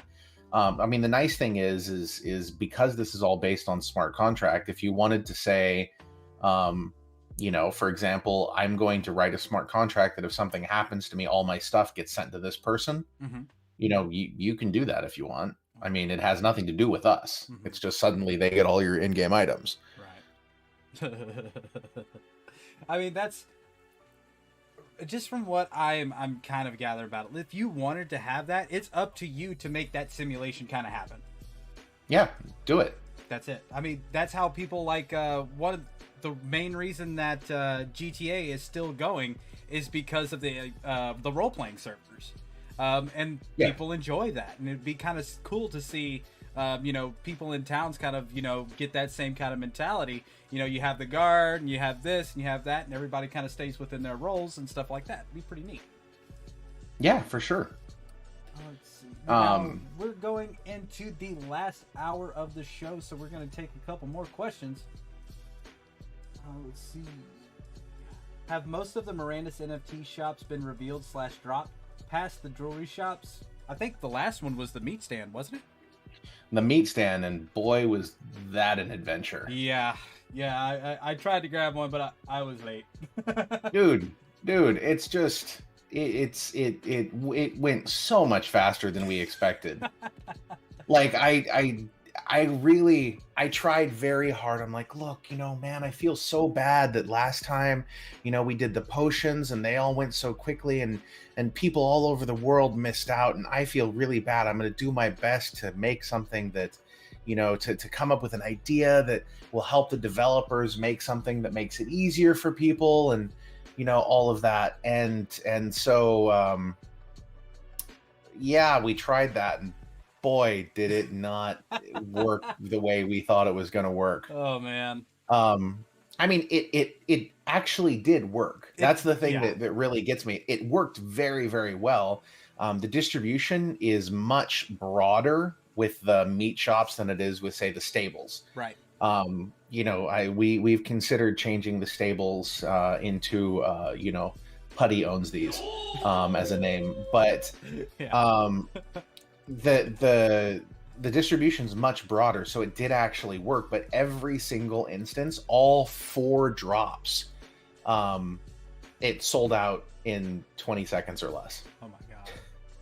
My god. And so now I mean, honestly, and if I can ask your audience, and I'm gonna go ahead and look at the Discord here too, you know, if we were to do this again, okay, now barring the creation of any sort of like, oh, we're gonna make an entirely new system where you have to have a ticket and it's this new complex thing, like without inventing any new tech, okay, which is what I really, really, really don't want to have to do, because, you know, I don't want to like take things off the store for another, you know, frickin', you know, month while we reinvent everything the day after we just released the new thing. Yeah. What sort of structure would work better to make it possible for more people to get in? Do you want us to do this without like a discount? Because we did a 50% discount on the first 24 hours and we sold out 100% in under 80 seconds of elapsed time, which is just madness. Should we not do a discount? Would that help? Would it make it slower? Because, you know, people wouldn't be as willing to jump on things. I mean, quantity limits, we've you know, looked at that. See, removing the timer and having a raffle, that doesn't work, because that is something that not everything deserves a raffle. Honestly, I didn't think anyone was going to give a shit about meat shops. Right. I really didn't. And it doesn't deserve a raffle ticket. If it's like super elite sword that there's going to be 10 of them, okay, we have a raffle. But there were like almost 1,000 of these things. Well, you know, something that you could think is like you can do a quantity timer. So you can purchase one and you're not going to be able to purchase another one for 12 hours. Yeah, I mean, that's something that we've looked at too, but then, you know, also that's something else that has to be built in. It's kind of, yeah, you know, you're looking for a solution that's not going to make a whole lot of things more complicated. Exactly. And in terms of the quantity limits, guys, like actually go look at OpenSea and look at how many people have. Like, yeah, there's a few people that bought like 10. Right. Okay. There's a few of them, but most people bought 1 or 2 already without us having to have, you know, this complex thing of having additional timers and stuff added, or, you know, additional limits. Like, it worked. It did what it was supposed to do. And I mean, it sucks that a lot of people didn't get what they wanted, but it did work. Well, I mean, that is the nature of this too. I mean, yeah, that's true. It's the same thing. If everyone gets it, then nobody wants it. Right. I mean, but it's also one of those things, like, it's the same reason that people line up in front of Best Buy. You know what I mean? They want to be the first in line so they can make sure that they get it. And sometimes there is a wrestle for that. I have seen blue hairs almost kill each other on Black Friday sales. So, I mean, that's true. That's true. It's for something they can order on Amazon for $10 more. It's so true. And the thing is that normally the product, you know, is $500. And they'll just say, well, it's marked down from $800 to $500, and they're literally paying the exact same price. Exact same, yeah. So no, well, NBA Top Shots is a different thing, though. I mean, NBA Top Shots isn't meat stands. Like these are glorified beef jerky shops. You know, this isn't. You don't have a chance. I like how of you're trying to downplay it. I know, seriously though. I mean, this isn't like you know, a Kobe 3-pointer. This isn't a, you know, buzzer shot. This isn't a, you know, alley-oop off the freaking backboard. This is a beef jerky stand. And still, yeah. But that tells you, like, that really, I'm excited that people see the value. I am too, but I'm just like, well, see, I wanted one because I was like, well, I have a ranching hamlet. I'm gonna have cows. I'm gonna have things, so I could probably sell some meat, and they're gone. And I was like, yeah, actually, maybe that Staxoid has do scattered drops that are random. Maybe that's what I'll do next time. I'm just gonna put the schedule up and be like, yeah, you're just gonna have to sit in front of your computer and hope that it happens at a certain time. Hey, I mean, people camp in front of stores for 2 days straight sometimes. So, I mean, if it's just like, hey, you know what day it's coming, that's more than what they get. Yeah. Okay. Well, then maybe I'll try that. I think I like that. I like that a little bit better. Don't Flex does not like that. Stackshort likes No. that. Do not want. All Oh, right. that's funny. So we're gonna go ahead and go into the last segment. Bender, you got somewhere you need to be? I can stick around for a few minutes. Okay. So we're gonna get set up on the first race. So let me go ahead and get that started up. Guys, we'll be back in just a moment. Give us just a second.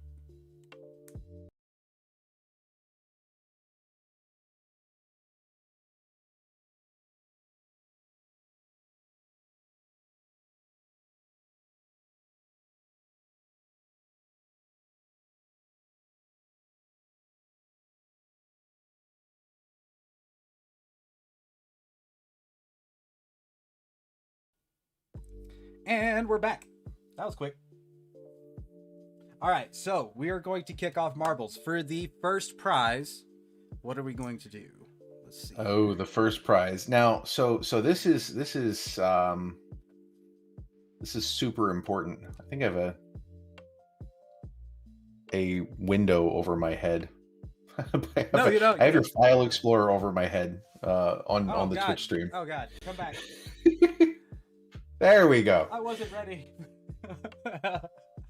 Sorry, I didn't mean to censor Bender. All right.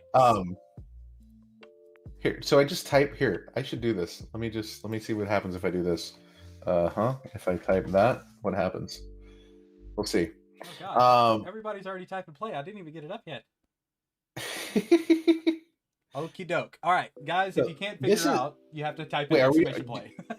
do we do the big prize first or the little prize first? I don't even remember what prizes I told you we were gonna do. Let's see. I've got it in Discord, so I'm going to have to hide your face for just a second. Sad face. Sad. Come back. All right, we've got an outpost, a potion shop, and a stable. So the first thing we're going to do is the stable. Okay. And I can't race. Sad face. I did exclamation play anyway, just for reasons. It'll probably if I win, I will find a better way to do this. No, if you win, we'll just go to the second. We'll go to second place. Deal. Yeah, outpost, guys, an outpost. The reason that we can do this is because we had planned to do this like months ago. So outposts are going for like 3.5 ETH right now. Good job. We only told people have a prize full of 2 ETH. I think it's going to be like 5 now. So, thank you guys. I mean, thank everybody from Gala, from the Zenzo camp. We appreciate you guys so much for coming onto the show, telling everybody about your great ecosystem that you guys are creating. And I'm super excited on a personal level to see Miranda's come out to, to light. Me too, man. Me too. Cool. So this race is going to be for the stable. So be sure to have your Gala account address ready for me, or your MetaMask address ready for me, and we'll be getting with you after the show to make sure that you receive your prizes. A lot of people who are going to be racing here. I've never seen this before. I'm super excited. Well, just like you have Miranda's Mondays, Zenzo has Marble Madness Mondays. That's a 2-hour segment every Monday at the same time that this show started for people to come learn about our chain. Yeah, I love what you guys are doing too. Super excited to see your ecosystem grow. Well, that actually brings up a special little announcement. Our Web3 development wallet is pretty much in full effect. We are not releasing it quite yet. We've still got a few things that we need to work out, but it is functioning, and we can't wait to release it to you guys. And that's going to answer some of the problems for people actually having to keep a wallet on their phone or on their, computer. Mm-hmm. You'll be able to use it in a browser, so you'll have that much more accessibility to it. How does one play this? All you have to do is type in exclamation play. It's going to drop your marble out on the track. We are going to start the race. I'm going to give a little bit more time for people to get out there. We'll start in about 5 minutes. Wow. This is going to be cool. A pretty big race. You can actually have up to 500 marbles on here. What is your record so far? I think it's around 90. Because we actually got raided one time, and it was just, we had so many people going on the map, it was insane. Well, looks like you might beat that, man. We're on How, our how way. how many are there right now? I don't see the count. 68 out of 500 so far. 68 out of 500. Come on, guys. Come on. It was 300-ish. This is mad. Ugh. Now, guys, if you Damn it. do win a race, you're not going to be eligible for first place for the next ones. We want everybody to get one, and I don't want to have the same person win 3 times and then people be upset. So I'm letting you guys know that before the first race. It's recorded, so I've got proof. Nice. All right, 71, 72. This is why I give a little time so everybody gets a chance to get onto the track. Here, Uh-oh. let me... Surprise! Zenzo will be distributing a free Checkpoint ZF5 for everyone who attended this event that has a Zenzo Forge profile. Thank you, Mr. B. Ooh. So if you guys don't have a Zenzo Forge profile, all you got to do is download the desktop wallet, download the Forge, and make your account. That will get you your ZFI. ZFIs are our name for NFTs on our ecosystem. If you would like to learn more about that, there are links to our Discords below, and we'll get you sorted out. My shameless plug. Hey, man. If you don't toot your horn, nobody else is going to do it for you. Whoa, Mondo, hey, cool. Zenzo coming out with 5 more gift subs.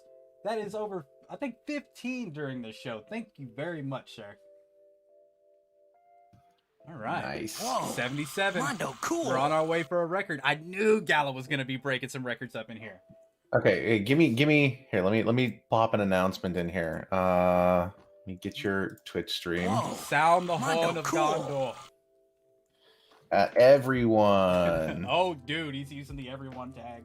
We're special. If you have a Twitch account, Mondo, cool. Bada beam, bada boom.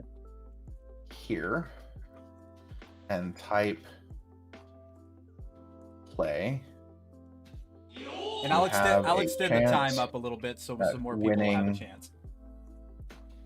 An outpost from Mirandus! Exclamation point. Boom! An announcement sending push notifications to 2,100 people and 400 servers. No pressure. Hi guys, I'm Let's see here. Let's watch these numbers go up. Let's see how this works. Let's see if we break 100 today. Let's see if we break 100 marbles out here on this. We can break 100. We can break 100. And you guys too. If you guys got Twitter, if you guys got Facebook, go out there, throw that Twitch ecosystem, Zenzo ecosystem Twitch link, and point them. Say, here's your chance to come win some Mirandus items. And on their grand prize, we're gonna go ahead and throw 1,000 Z&Z on top of the outpost as well. There we go. There we go. There it is. There it is. If you guys are new to the stream, all you got to do is type in exclamation play to put your marble out on the track. And if you get first place, you will win a stable from Mirandus. Now, if you get first place, because I know there's a lot of new people coming in right now, you will not be able to go for the next 2 races. 102. It's record day, guys. It's record-breaking day right here. 106, I just watched 107. Holy crap. There we go. That's how we do. Man. That's the call. It's one of the things that I love about this community is that everyone is so amazingly engaged. Mm-hmm. There's so much. Wow, look at the number of people joining the stream going up. Just shooting up. Welcome guys to the checkpoint. If you missed a lot of the show, it will be recorded on the channel where we actually go through Gala Games a little bit, and we also interview Mr. Bitbender and get some questions off of him. But you're showing up for the prize portion as it stands right now, and all you got to do is hit. Oh, here we go. Win game. All you got to do is type in exclamation play. That's going to put your marble out onto the track for your chance to win. We are going to kick off the race here in 5 more minutes. I'm going to go ahead and give it 5 more because we're already at 142. Yeah. Thank you guys so much for joining us. Thank you all so much for the follows. We do the checkpoint every month, and we try to bring great projects on here like Gala Games, to, show our people, because people need to know. I mean, if you're doing something great in the blockchain space, it doesn't matter if you're, on same chain, Ethereum, or anything. You deserve a spotlight. Yep. Exactly. Just come in, join in. Gala Horde. I love like that. it. I love that. I think that needs to be a t-shirt. Yes, Mondo, very cool. much That, so. For that the Horde, probably dude. needs to be a t-shirt. For the Horde. Y'all got any more of those homesteads? Oh.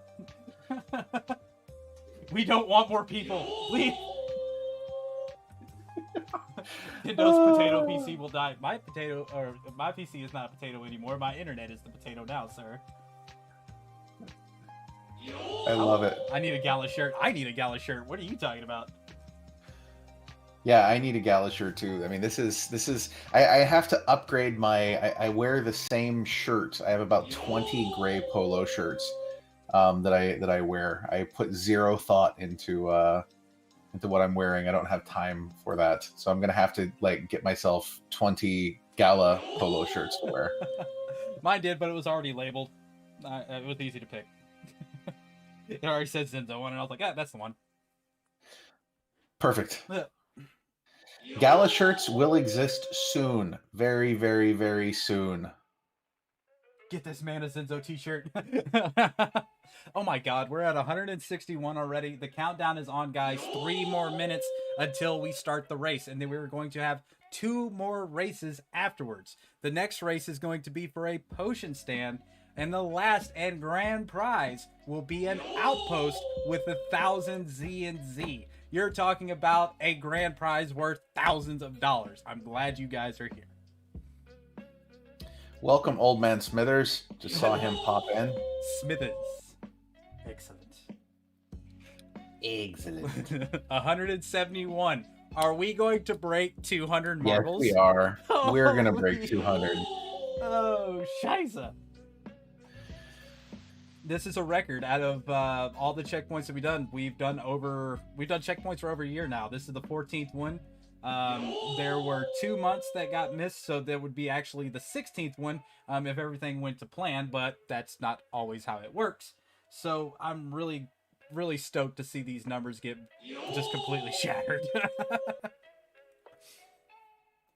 This is fantastic. It is Bala. I'll sell the grand prize and buy more notes. I like where your head's at. Can you give me one? Okay. Hey man, have you shared a referral link with your community for nodes? Is that something you've put out there? I have not. You should do that. You should. should do that. Because basically if you refer somebody and that person buys a node, you get 10 points in the distribution 8 days later. So that's definitely a thing you may want to look into. I'll definitely be looking to throw one of those up. Gifted subs. Man, dude, Joey, thank you so much for all that, man. It was muchly appreciated. All right, guys, it's on. We've got 1 minute until the race. Get in. 1 minute. Where are we at, guys? Where are we at? What number? Forever hold your peace. We're at 191. 192. Come on, we need to break 200. Come on, guys. 193. Holy crap. Come on, 200. 195. 196. It's going to hit it. There is no way it's not going to. 198. Is there 201? Over 200 marbles on the track. And it's there time. We go. It is time. We're going to kick it off, guys. 45 seconds until the race. Good luck, You everybody. still have like 30 people who are watching who haven't hit exclamation play. Just do it. Do it. Just do it. Do it. It's over 200. Yep. Boom. Gala in the house. Gala. Hey, dude. You Galaheads got to come out here and rep. You got to represent your set, man. You're the Gala Horde. Yeah. For the Horde. For the Horde, man. Hype train, sub, gift, or use bits. Let's do this. All right, gang. Laura? Okay. Old Man Smithers is now following the welcome, Smithers. Smithers is a good guy. I've seen him around the set. Yeah, he does amazing deep dives into stuff, and I really appreciate my god. his diligence. The amount of marbles going through this is utterly insane. Oh, I love it. I That love is it. so cool. And it's literally anybody's game with this many marbles on the track. We've got people getting knocked off. Report me. Old Man Smithers is falling off the track. Oh no. That's not Did you see good. Jolrook? Everybody's this is getting kind of epic. ripped up. Yeah, dude, it is brutal. Neospark kind of gets a lead ahead. Cod B, Mellor Saplinti not too far behind. Why is this so fascinating to me? Dude, I've been doing marbles for over a year now, and I love it. I love seeing people get competitive and win, and it's super fun. Mondo, cool. It beats a numbers generator any day of the week. Oh, I'm gonna do this. We're doing this. We're doing this, Gala Horde. This is a thing that's going to happen now. I've never seen this before. Mondo, It's cool. going to happen. Excellent. I'm glad. I was actually inspired by another person to do it. I used to watch his stream, and it was dumb. I watched the dumb Okay. stream for a long time. Mondo, and cool. I'm glad we can inspire another. Go, go, go, GK family. Oh God, here we go. Oh, whoa. Oh, Here it goes. Here it Hyro. goes. Oh no. Oh. Hero Mondo, is gone. cool. And Josip Blazon, you are the first winner on the Checkpoint Level 14. Congratulations, sir. Whoa. Mondo, So, cool. In order to redeem your prize, Wow. you are going to need to come into our Discord, shoot me a DM with your info, your Ethereum address or your Gala address, and I will get this over to Bender after the show to make sure you get your stable. That was nuts. We got That was two so more. fun. Two more. Dude, I totally wasn't going to stick around for this, but there's no way I'm leaving. I have to watch this again.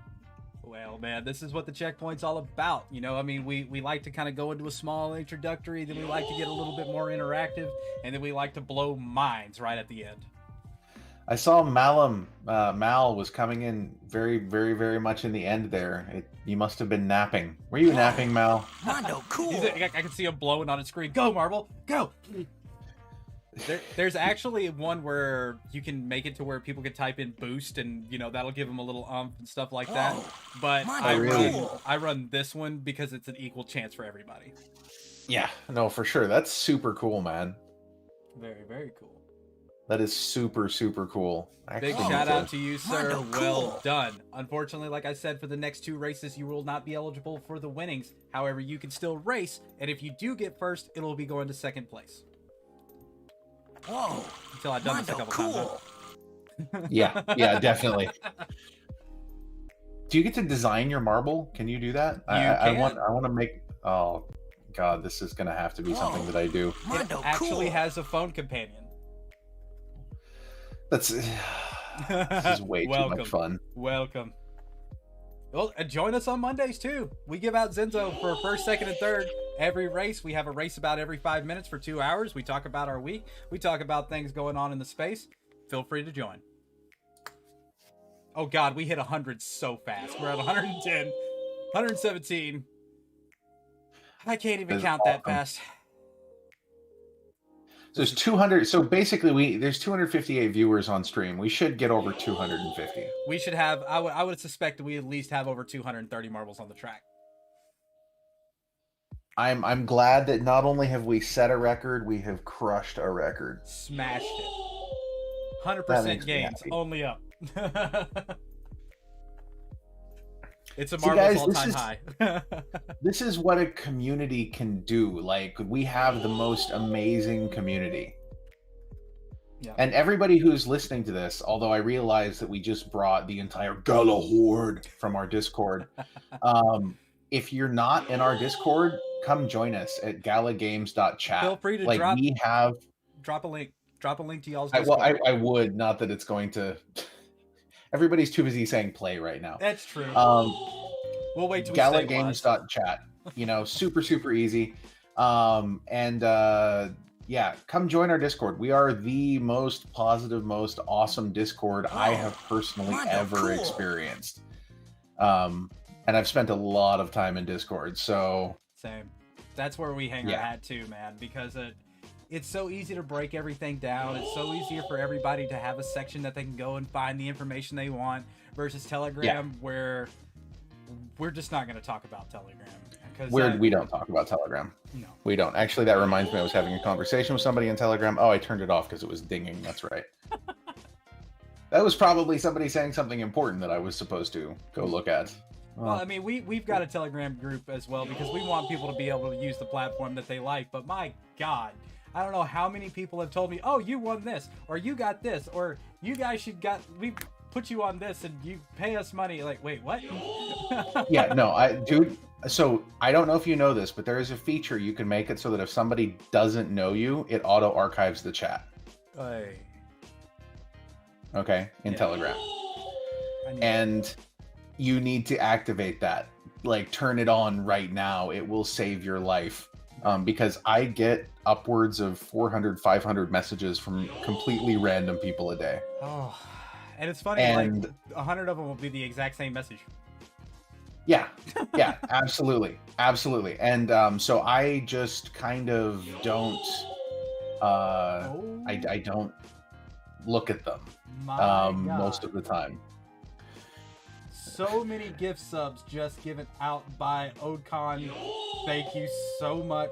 That is greatly appreciated. Nice. All the proceeds and everything that is given to the Zenzo Twitch goes directly back into our ecosystem, so it is greatly appreciated. We are going to start. I was going to let, we got just about to break 200. I want to make sure that everybody gets a chance to play here. So yeah, we got to break 200, guys. Okay, so here's the thing that I'm gonna do. There's a lot of times lately people have been talking about the environmental sustainability of NFTs and how it's a concern, and it is definitely a concern. That's why we're working so hard at integrating L2s and things like that. Right.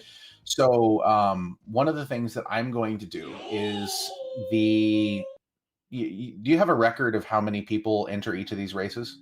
Is that a thing you can pull up? I think I can. I think I can actually Okay. pull that information up. If not, I can always just go back and review the video. That's true. Okay, great. So with the highest number of people who race in one of these marble races, okay, and so maybe for the third race we can give it an extra like 5 minutes or something like that. Sure. The highest number of people who enter in that race, that is the number of trees Gala Games will sponsor getting planted. There's an organization up here in BC that does reforestation, and we will plant a tree for every single marble that goes down that track. That's freaking beautiful, dude. That's amazing. So I want all of you to get on your social media. Mondo, I want cool. you to get out there, get on Twitter, and I want you to bring people here, okay? For the third race for the outpost, I want to Mondo, see cool. over 500 marbles on that, or not Well, over 500. I want to see 500 's 500 the marbles cap. on the track. Holy crap. I want to see 500 on that track. Great, we're Okay, gonna sell out so- of marbles just like they sell out of Miranda side. Mondo, cool. Let's do it. So I want you guys to get your people, okay? And I want to be able to have us put 500 trees in the ground, Whoa. okay? Mondo, Based cool. on the number of marbles that are going down that track. So get your people out there. Start tweeting, start messaging. Let's do it. So that's the call, the Gala call, man. You got to get You- out there. you- It's time to rep Mondo, yourself. Join the horde Be pumped. trees. Best horde ever.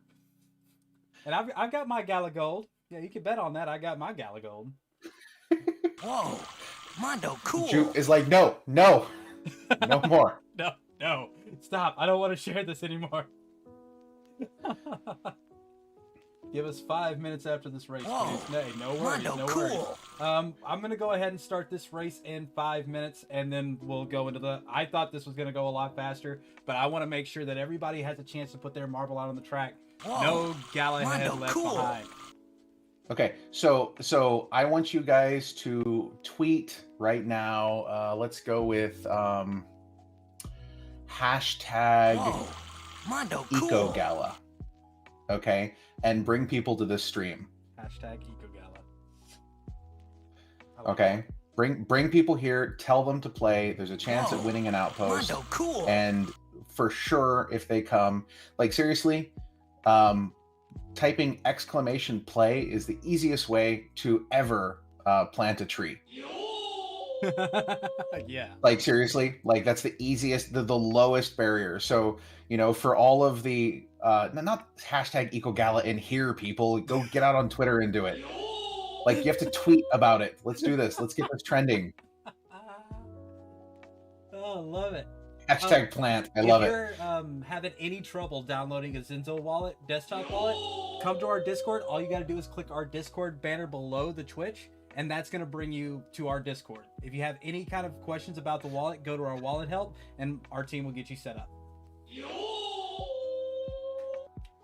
Okay, 280. Come on. Shout out from the Philippines. Welcome. Also, be sure if you guys do download a desktop wallet, download the Forge as well, because you're going to get a free NFT just for showing up at this stream. So let's do this, guys. Get your people on this. That's it. We got 3 more minutes to this race. This is so cool, man. Thank you so much for coming on the show, Bender. My pleasure. I mean, I've gotten to talk to you. Like, I remember when I first talked to Bender, it was going to be a 15-minute introduction. I think we talked for like 2.5 hours. Yeah. We do what for NFT? Do what for NFT? Here they're coming. Yeah, here they come. Do All what right. for NFT? So what you can do to actually earn the Zenzo gaming ecosystem, that's our blockchain. If you want to earn an NFT from our side, yeah, Mr. Urine B, if you guys want to follow him, he can kind of get you set up.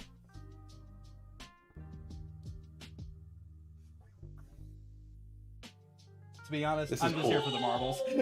Some people just like playing the marbles. Dude, Any interested at all on blockchain? They just like to play. Yeah, I really hate how much I flip and love marbles. Well, we're about to break the halfway threshold. We are at 240 marbles right now. This is just amazing. Thank you everybody from Gala that came over to learn about us. Guys, Zenzonites, thank you for coming out and learning about Gala. This melding of ecosystems is what we like to see across the space.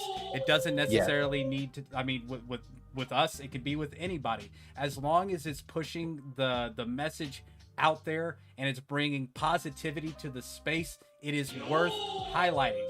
And that's what we like to do. Yes. Let's go, Gala! It'll be quite hard to get 500 marbles with 300 people. Well, at the beginning of the show, I was like, yeah, we might get like 120 marbles. Now we've got 250, so never say never. Never say never. We'll see. We'll see. Come on, guys. All right, 1 minute until the next race.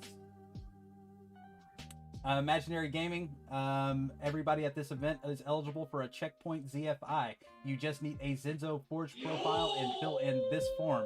Link right there. If you have any questions on how to do that, or if you're not exactly sure where to start, come to the Zenzo Discord. We'll get you set up.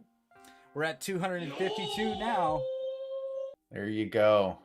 What's your highest number of viewers for one of these? Oh, that was well, that's blown out of the water now too. That was like good. around 110, 120. So yeah, that's Awesome. easily been doubled. Awesome. And we've had great guests. I mean, we've had Splinterlands on here. We've had Age of Rust on here. We brought Pivx on. I mean, we've had a lot of great guests. I mean, Pivx wasn't even, a gaming community, but we liked what they were doing. In fact, that's where, Zenzo got a lot of its life from. We took their open source code and reworked it to our needs, and we've been allies ever since. And it's been an extremely helpful one too. I like Pivx as well. They do some pretty cool stuff. There's some good people in that crowd. All right, guys, it's time. Kicking off the countdown. I'm so excited. I want to watch. 45 seconds starts now. Good luck, everybody, and may the odds forever be in your favor. It's about to be like freaking Hunger Games on this track. I've called the Brewmasters Guild to turn up. Oh, Lord. Good. No. Yeah, I agree with Carrie. Why are there 50 people watching who haven't entered? What the hell? Come on, guys. Yeah, just all you gotta do is type play. You got 15 seconds to do it. 261. Okay, there we go. 262. You gonna get one more on there? Yeah, 263. Mad Ed's like, what if I just call dibs? Can I call dibs? I don't know if that's gonna happen. I don't think dibs works, unfortunately. And okay, here we go. We go. Oh my god. It's just nothing but names. Oh man. Oh, bartending gets knocked. Oof. That's brutal. Brutal. Mal, why are you in the back again? We got Mucky. We've got Rocksteady. Tyler Peak. Drunga. Oh man. And we've got plenty of flippers. It could be anybody's game if they get hung up in those. So many people on the track. Oh my god. That is insane. All right, now we got some people getting hung up. This is fun to watch. I'm cool in real life, making his way through the flippers here. Oh no, Colorino, the man who love. Oh, such a reversal. It is. We've got poppers at the end, so anything can still happen here. The man you love could be the man you hate to everybody else if he gets it. Oh no! Oh god! Oh. Copper Tequila gets it. She is a Zentonite long-term roller. Congratulations, Miss Copper. You just got yourself a potion stand. That is dope. And Panda Pops yeets herself off the track because she can't stand it no more. Well done, everybody. Well done. Brilliant. That was cool. That was cool. I like how people are just throwing themselves off the track now. Like, you know what? I'm done. We have what, 10 minutes until the final thing? Is that what we're doing? Yep. Well, as soon as we get the next track up, we'll start the countdown about 10-15 minutes. And because it's the grand prize, I want everybody to be sure to get a chance to get on the track. And I know people are still going out there and sending links, and I don't want anybody's effort to be pushed aside. I don't know where to play, or the game is automatic. The game is automatic. All you got to do is type !play in the chat when the track is ready, and you'll see a name pop up. I was going to say that you'll be able to see your name, but with the amount of marbles on the track, good luck.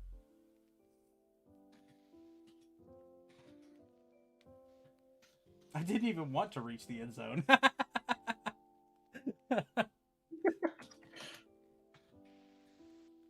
And there you have it. Congratulations, Copper Tequila. Be sure to get me your MetaMask address. I've talked to you a few times at DM, so I'll be sure that we get it from you. And the moment of truth.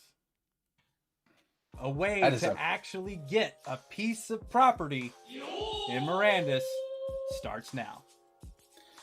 Okay. This is the... So the grand prize winner will receive an outpost as well as 1,000 Z&Z for their pocket. That's enough to start staking, making a few ZFIs, and sending a few to your friends. As well, be able to buy all the items out of our game, Coda. It's a demo, so there's not a whole lot. God, the names are just like, they're outside of the screen. There's so many. 155 already on the track. So we're going to go ahead and start the race at, what we say, you want to do 10 minutes or 15? Up to you. Totally up to you, man. I want to see everybody get a chance to get out there. So we're going to rock it for 15 minutes starting now. So at 2:55, we're going to launch the final race of the Checkpoint Level 14. And again, thank you guys so much for coming out. All the follows, all the loves, all the subs. Thank you so much. And if you Zentonites aren't in the Gala Discord yet, get in there. It's worth being in there. You never know what you're going to find.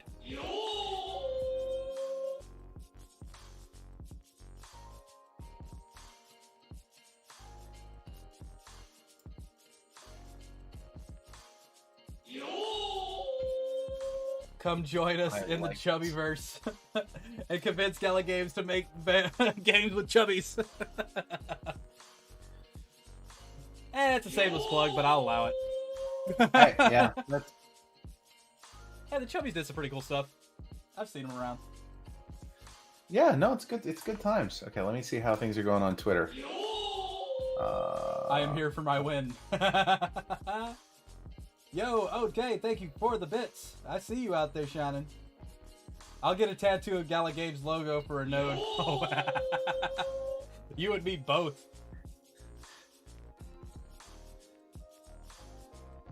As long as it's not like a neck or face tattoo. Right. That's where I draw the line. Man, this horde is something else, brother. Dude, I told you, best community on the internet. I love it.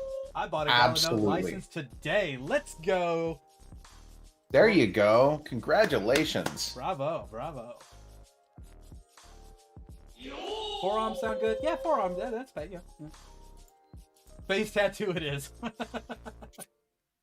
Well, I'm a little bit bummed because McCarthy promised that he would get my face tattooed on his face if I sold a Citadel, and so far he hasn't. So I'm feeling a little bit bitter. Little let down, I guess. Little let down. 265 on the track already. See what that looks like. Holy crap. Oh man, that is a lot of people. I can't even hardly read the names. There's so many. This is awesome. It is. This is awesome. We're gonna break 300. So that means there's like 100 people here who haven't decided to go yet. All you gotta do is type in exclamation play, guys. Exclamation play! Exclamation play! That's it. That's it. That's it. Come on. How many trees can we plant today, guys? So How this many? this is going to be it right here. At this point, we are at 280 trees, 281. Keep it going, guys. Let's max it out. Not only is it for good property, but it's for the environment now. So that is 280 tons of carbon that get removed from the atmosphere over the lifetime of a tree. That's a lot of damn carbon, guys. Yes. That is a great way of giving back. I mean, if I wasn't already in love with you guys already, I mean, I'd be falling head over heels. It's good and very refreshing to see people like y'all come out and take the approach y'all are taking. I mean, we got to do something. I mean, my father, how do I put this? I had a very contentious relationship with my father, and he passed away a couple years ago from early onset Alzheimer's. And one of the things that he taught me in life is he says that he was very religious, and he had this Bible verse that was actually on the side of his company's truck, and it said, "Let all things be done decently and in order." And to me, you know, even though we had a really contentious relationship when I was growing up, it's really something I've taken to heart. Like you should do things the right way, always. Okay, no matter what, you have to do stuff the right way. And this is the right thing to do. This is the right way to do stuff. And when you encounter something in tech, like, you know, the ecological impact of Ethereum, okay, which is pretty awful. And I think that anyone who uses the ecosystem understands that we can do things better. So we're going to. And yes, it's not perfect right now, and things are never perfect when they're first released or when they first happen. But, you know, there's always this concept of, look, we're going to make sure that tomorrow we're better than we were today, and today we're better than we were yesterday. And it's always this concept of constantly pushing yourself forward and doing better and better. You know, and yeah, we are getting off ETH. You know, the Gala token itself is going to always be an ERC20, but link and announcement Discord is broken. What? Link and announcement Discord is broken. Oh god, we broke it. Oh no. Oh no. Okay, confirm. Changed. Somebody try it. Oh, there we go. Now it works. Okay, try that. Guys, we did it. We broke 308. Proof of stake plug for the win. Yeah, no, I seriously, man, I hate proof of work. Proof of work is the most useless bullshit concept ever, and I understand why it was done that way initially, but it's grown far beyond that. Correct. And so we just have to do better. That's it. I mean, that's why we went with the proof of stake concept in the beginning. One, it allows even the smallest person that can afford a Raspberry Pi to be able to stake on the network and actually earn on the same level as anybody else. You could have a completely small amount, but it depends on how they set it up. On ours, if you for every 3 hours, it doubles in staking weight. So even the little guy can get him some, though it may take a couple days. It still gives them the opportunity to earn something while using minimal of equipment with almost no carbon footprint. So that's the idea. I know it's absolutely critical. Mm-hmm. I know Bitcoin's proof of work. I know. Just I know Bitcoin's proof doesn't mean you're the best. And Bitcoin does amazing things, and it could be done. Things could happen differently. It doesn't have to be proof of work. Or, it would be possible to devise a system where that work is actually useless or useful instead of useless like it is right now. It is wasteful. And it's back and forth, okay? That's the thing. In some instances, it works, but you got to look at it. Bitcoin being as huge as it is, there are literally factories full of miners that are burning, like they're killing towns. They are literally killing towns. You want to hear something crazy? Come on. In Thailand, in Bangkok, I want to say 5th largest consumer of electricity is a few massive Bitcoin farms just outside of the city. Like, of all of the other stuff that happens in that city, it's a crazy, huge, massive city. That's one of the largest consumers of electricity. And that's messed up. It shouldn't be that way. Well, I know that there's a lot of people that are advocates for proof of work, but there's a reason that Ethereum's trying to go to proof of stake. I mean, it's not just something that they're like, we should do this overnight. It outweighs, there's pros and cons, and it's not going to be perfect on either side, but you got to look at the one that gives you more pros than cons. And that's... Yeah, and to Jay Styles, he says... Proof of work is terrible for the environment. LOL. Come on, man. Like, mining real gold isn't. Yeah, of course, mining real gold's absolutely terrible for the environment. I don't advocate you do that. You probably shouldn't do that. Let's try to do things that are better. Let's always take a step in the direction that is better. Right. It's not going to happen instantly. It's not going to happen overnight, but we always, try to make it better. We're at almost 350 marbles, man. This is awesome. This is it. That means almost 350 trees are practically in the ground. And that's it. We're going to kick off the race here in 5 minutes. Final race. Yeah, and for Harlock, yes, definitely there are places that do it using, clean energy, and it can be done right. Absolutely true. Absolutely true. No doubt. But it doesn't, I think that it's totally fair to say that there's a lot of places where it isn't done right, and let's just make it better. That's all. It's true. And I mean, awesome. There are people out there with complete solar farms that are, and it all depends on your approach, man. It's like you got other people that are literally stealing electricity from their neighbors to do it. There was one dude that got busted doing a proof of work system inside of a nuclear power plant. No, it's not always good, but it's not always bad either. So again, you got to take it with a grain of salt. Who's doing it? I mean, I've heard of towns, I think it was in the Middle East, where entire brownouts were happening because illegal mining operations were happening. So, I mean, but then again, like I said, on the opposite end of the spectrum, there's mining plants that are being ran with hydroelectric, solar electric, wind electric. Again, if that's the route that they're taking, and that's, to me, the correct route, then by all means. But again, if you're going to steal your neighbor's juice so you can run your L3 miner, dude, stop it. Yes. CO2 is good for the environment. All right. I give up. I give up. All right, guys, hands up. You got us. XRP over Bitcoin. Now, damn it. We can all be friends here, though. And again, back to this point, this is better if we all work together on all of these things together. Correct. Okay, we are friends in this ecosystem, and we always need to remember that. Right. Dude, almost 400 viewers. 400 ticked over. Yep. Congratulations. Thank you. Couldn't have done it without you, sir. We got 359 marbles out on the track. If you want to win, you have to type in !play to put your marble on the track for your chance to win an outpost. Well, how many pieces of property are in Moranis? I think it's 1,600 plus, right? It's 1,650. 1,650 pieces of property, and that's all that's ever going to exist, or that might grow later on. That's all in terms of land deeds that will ever exist. Yeah. And you got your chance to win one of those. Right now. And it's one of the nice ones too. They're yeah.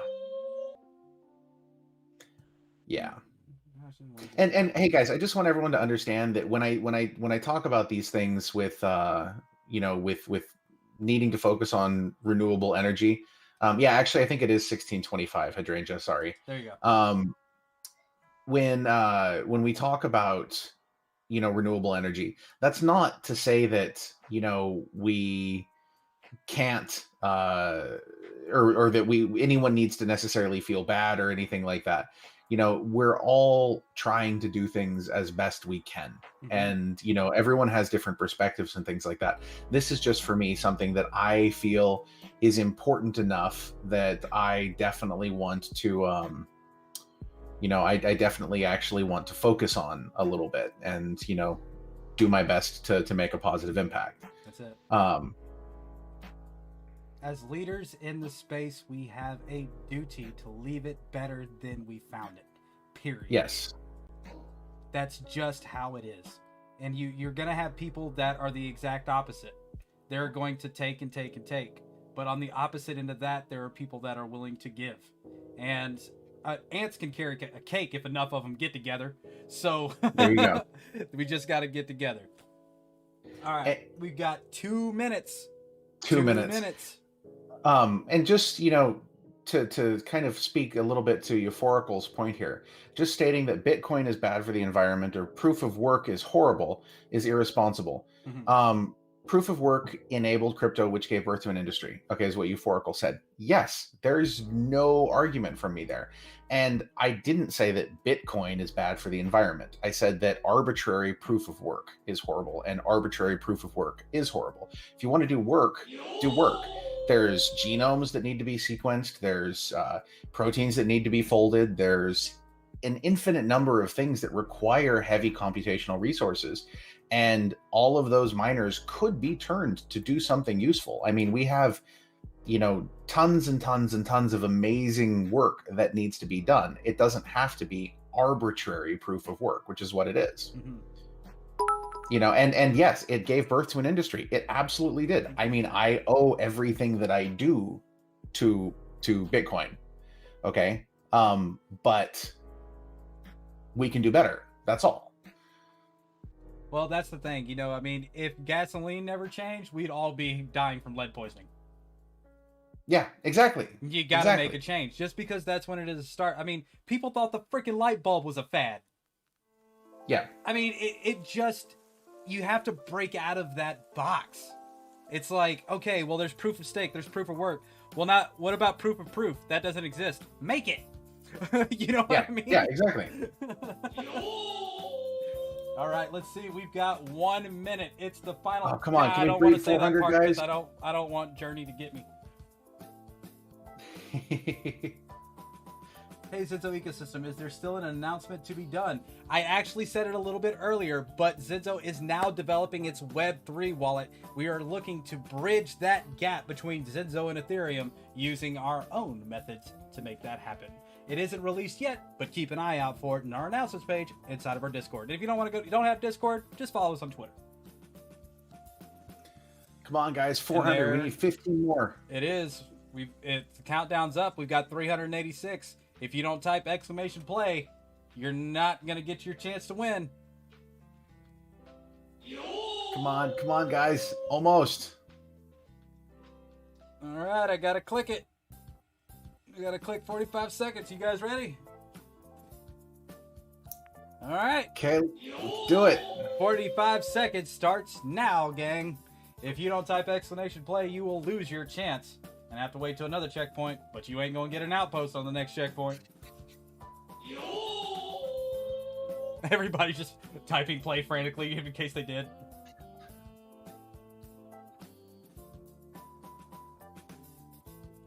And remember, you can, if you do download the core wallet, there is actually available on Apple as well. You can, and Linux, you can actually download the Forge only on Windows right now, currently, I believe. Almost 400 trees, man. 392. Oh, come on, guys. Come on. Do it. It's too late. It's begun. 392 trees have been planted, sir. That's it. And now the fight begins. Your stream is slow. I can't see it. Oh. Yeah, there's a little bit of lag on my part. Oh, wow. Oh, my God. Oh, this is so epic to look at. So many marbles. Oh, I can actually hear the marbles hitting each other for the first time. That's crazy. That is crazy. All right, we got Jeffrey out in the lead, getting a little bit hung up there, giving somebody else a chance to catch up. Alias Guru, Sergeant Toke, owning. Oh man, everybody's catching up with everybody. I think I see Dragon Ball Z up in there. Dragging my balls. Oh my God. Some of the names that you see come through this thing are insane. It's ridiculous, yeah. Jeffrey has a pretty commanding lead. He's been trying to hold on it the whole time, but will he make it through the hurricane here? And does. Oh no, it falls off the track at the last second. Tricks and Oot. Oh no, everybody. Oh God. Oh! And it looks like we could have a winner. Hey, Scorpions, you just got first place for the grand prize on the checkpoint. Congratulations, sir. You will need a Z&Z address for me as well as a Gala address to receive your prizes. Well done. Wow. That was epic. Boost. All right. Everybody who won copper, I think we got the first one. I'm gonna have to go back and find the name, but Scorpions, be sure to come into our Discord, shoot me a DM. My name is Tendo. I will make sure that you get taken care of and you receive your prizes. Bud, there we go. That was epic. Dude, that was so cool, man. That's a 392 trees. That's almost 400 trees in the ground, and just a mind-shattering record for the checkpoint. Hey man, I'm super happy to have been a part of this. Oh man. So what do we do for a chance to win outpost? I think that ship just sailed. I'm sorry. Now I feel bad. So close. Well guys, that's it. Checkpoint is now officially a wrap. I want to officially thank everybody for coming out and learning about Gala Games as well as Zenzo and sharing this space. It has been my pleasure to host Mr. Bitbender here and Gala Games. Bender, is there anything you want to say, guys, before we leave? No, that's awesome. Check us out at galagames.chat, join our Discord, and see us at gala.games. All right, guys. Well, I've been your host, Tendo, and this is brought to you by Zenzo Gaming Ecosystem every time. Come check us out on Mondays and the last Saturday of every month for the next checkpoint, and I'll see you guys on the flip side. Peace.